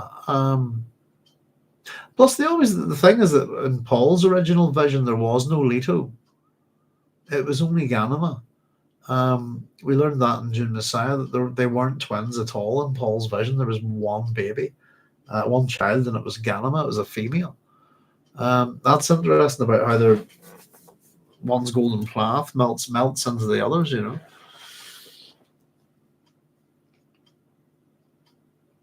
Cleaner says Julie. Yeah, thank you, Connor. Julian Thompson says Leto is projecting that light. He is the source, but Leto will stop seeing himself in light. He will see us outlined in light instead, going away from him as we become even more disparate beings. Very good, Julian. Connor saying one thing against the golden path. Leto says that the species would be extinct by now if it were not for him.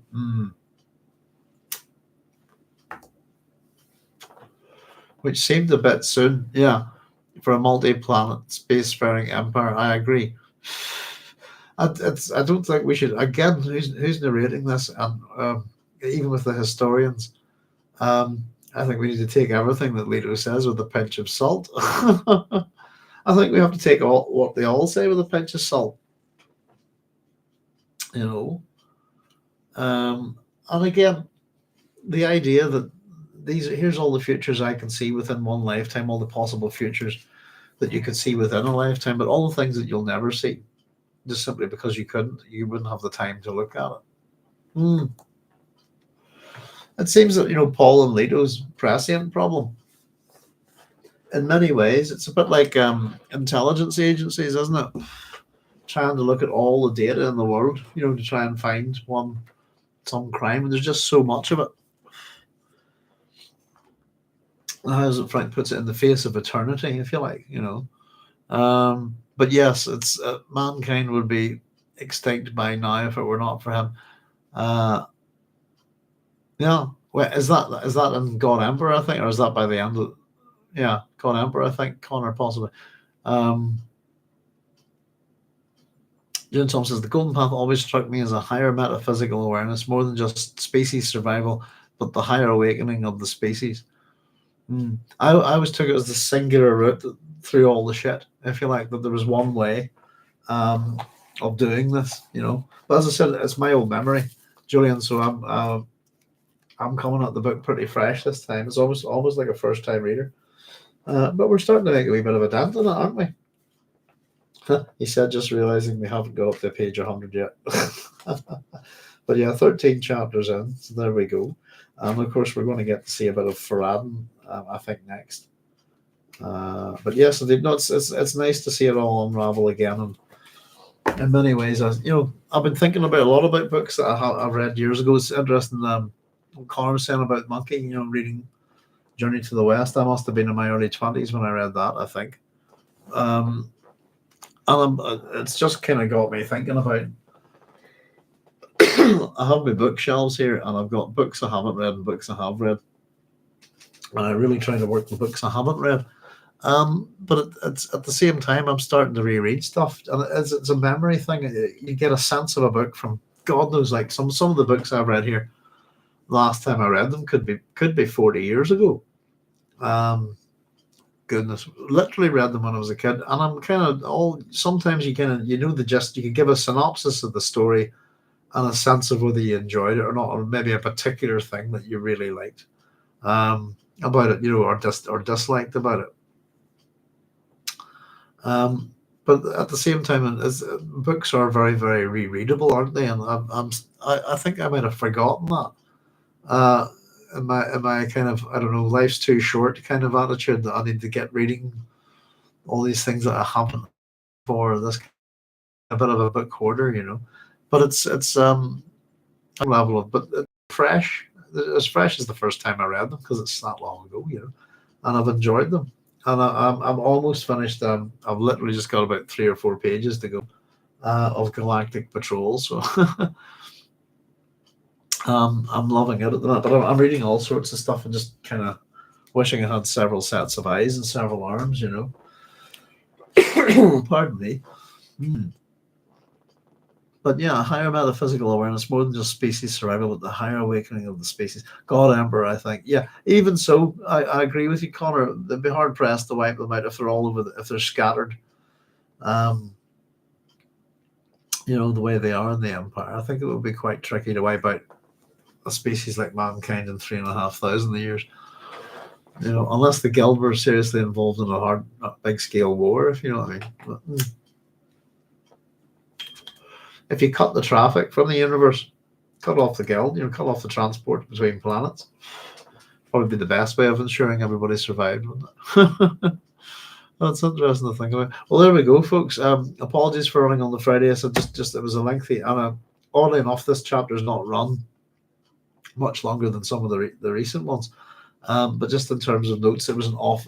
It works this way: if there's an awful lot of dialogue, because I basically have to kind of create a set of notes that also acts as a script, if you like.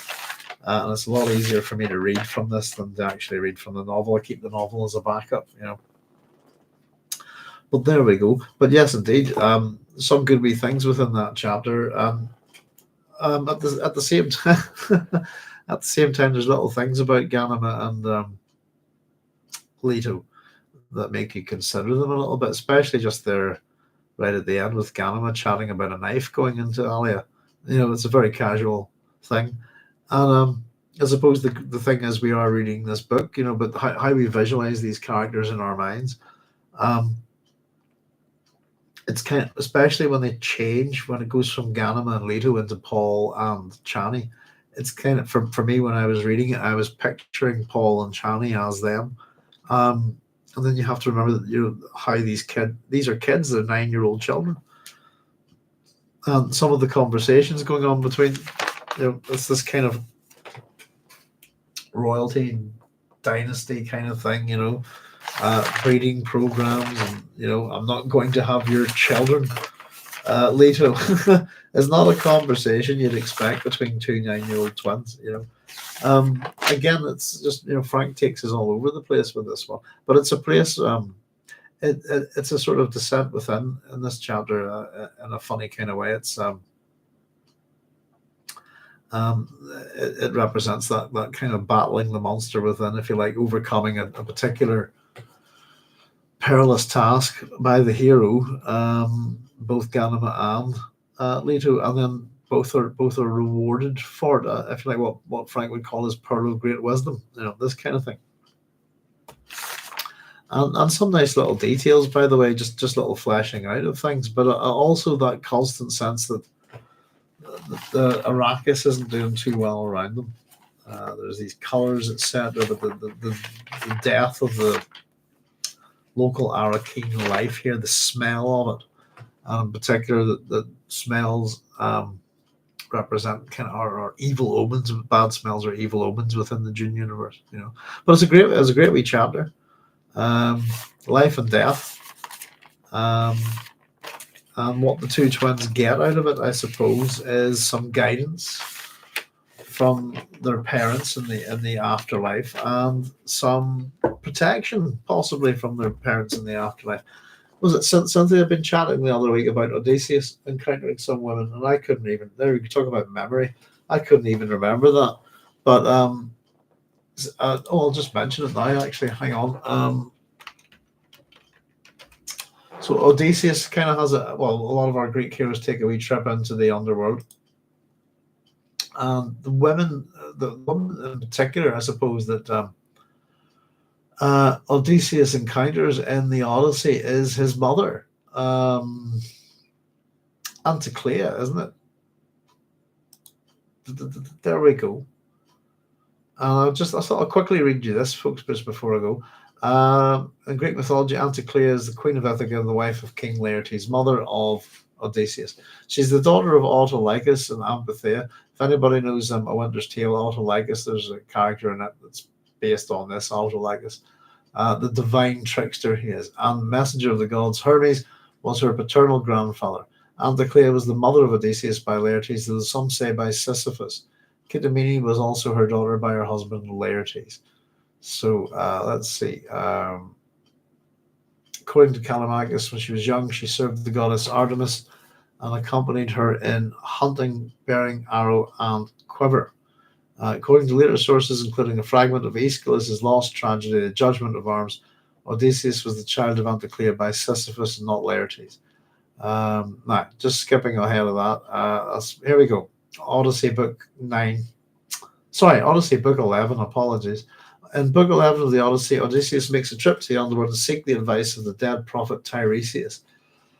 In the underworld, he encounters many spirits, among them is that of his mother Anticlea. Initially, he rebuffs her, since he is waiting for the prophet to approach. After speaking with Tiresias, however, Odysseus allows his mother to come near and lets her speak. She asks him why is he in the underworld while alive, and he tells her about his various troubles and failed attempts to get home.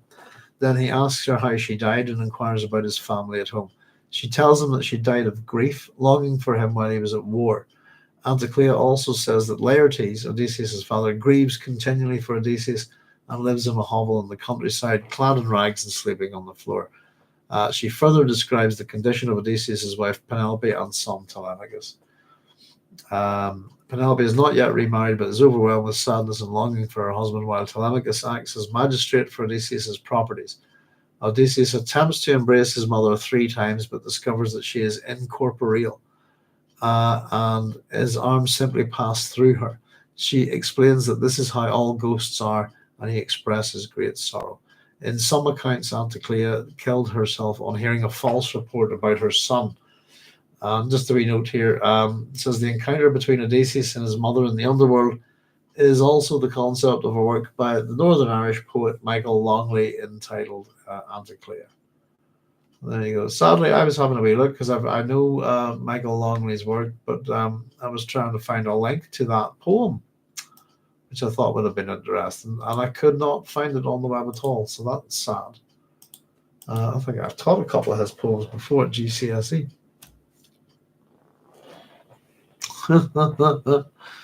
So there we go. So it's just an example. There's Odysseus encountering his mother in the afterlife from the Odyssey. Just as just a wee synopsis of that off Wikipedia. Book 11 of the Odyssey. Let's see. Yeah, I got everything. Carlos saying anyone who thinks that bad smells are not evil omens has never met my brother. Oh dear. Have you read Samuel Butler's Iliad and Odyssey? I have not. No. I had a whole pile of Samuel Butler's stuff when I was researching this, actually, but no, I haven't. I read some of the stuff that he'd done about.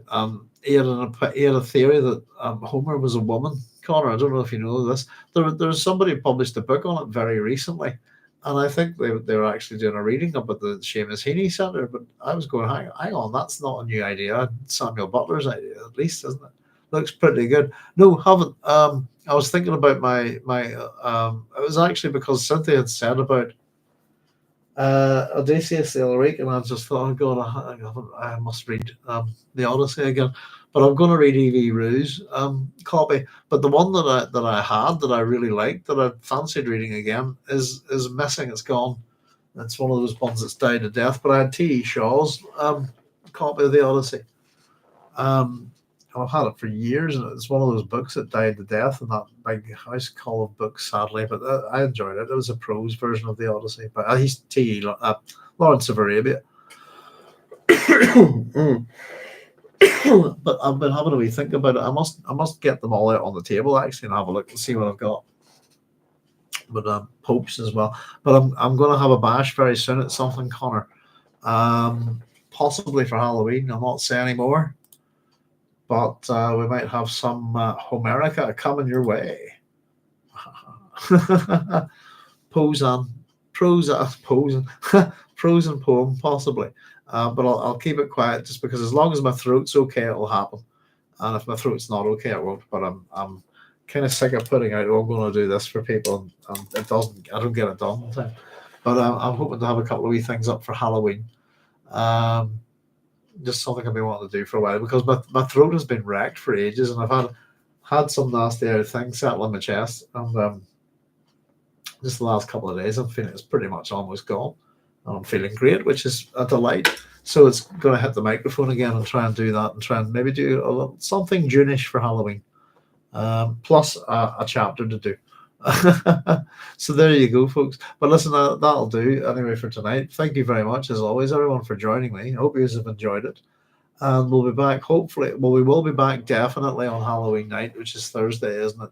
I'll very happily say that even if I didn't get this, yes, it is. Even if I didn't get this chapter done for Halloween night, we'll be on in some shape or form with a program, but most likely it'll be Children of Dune chapter 14, and we might have some other stuff landing on that day, hopefully.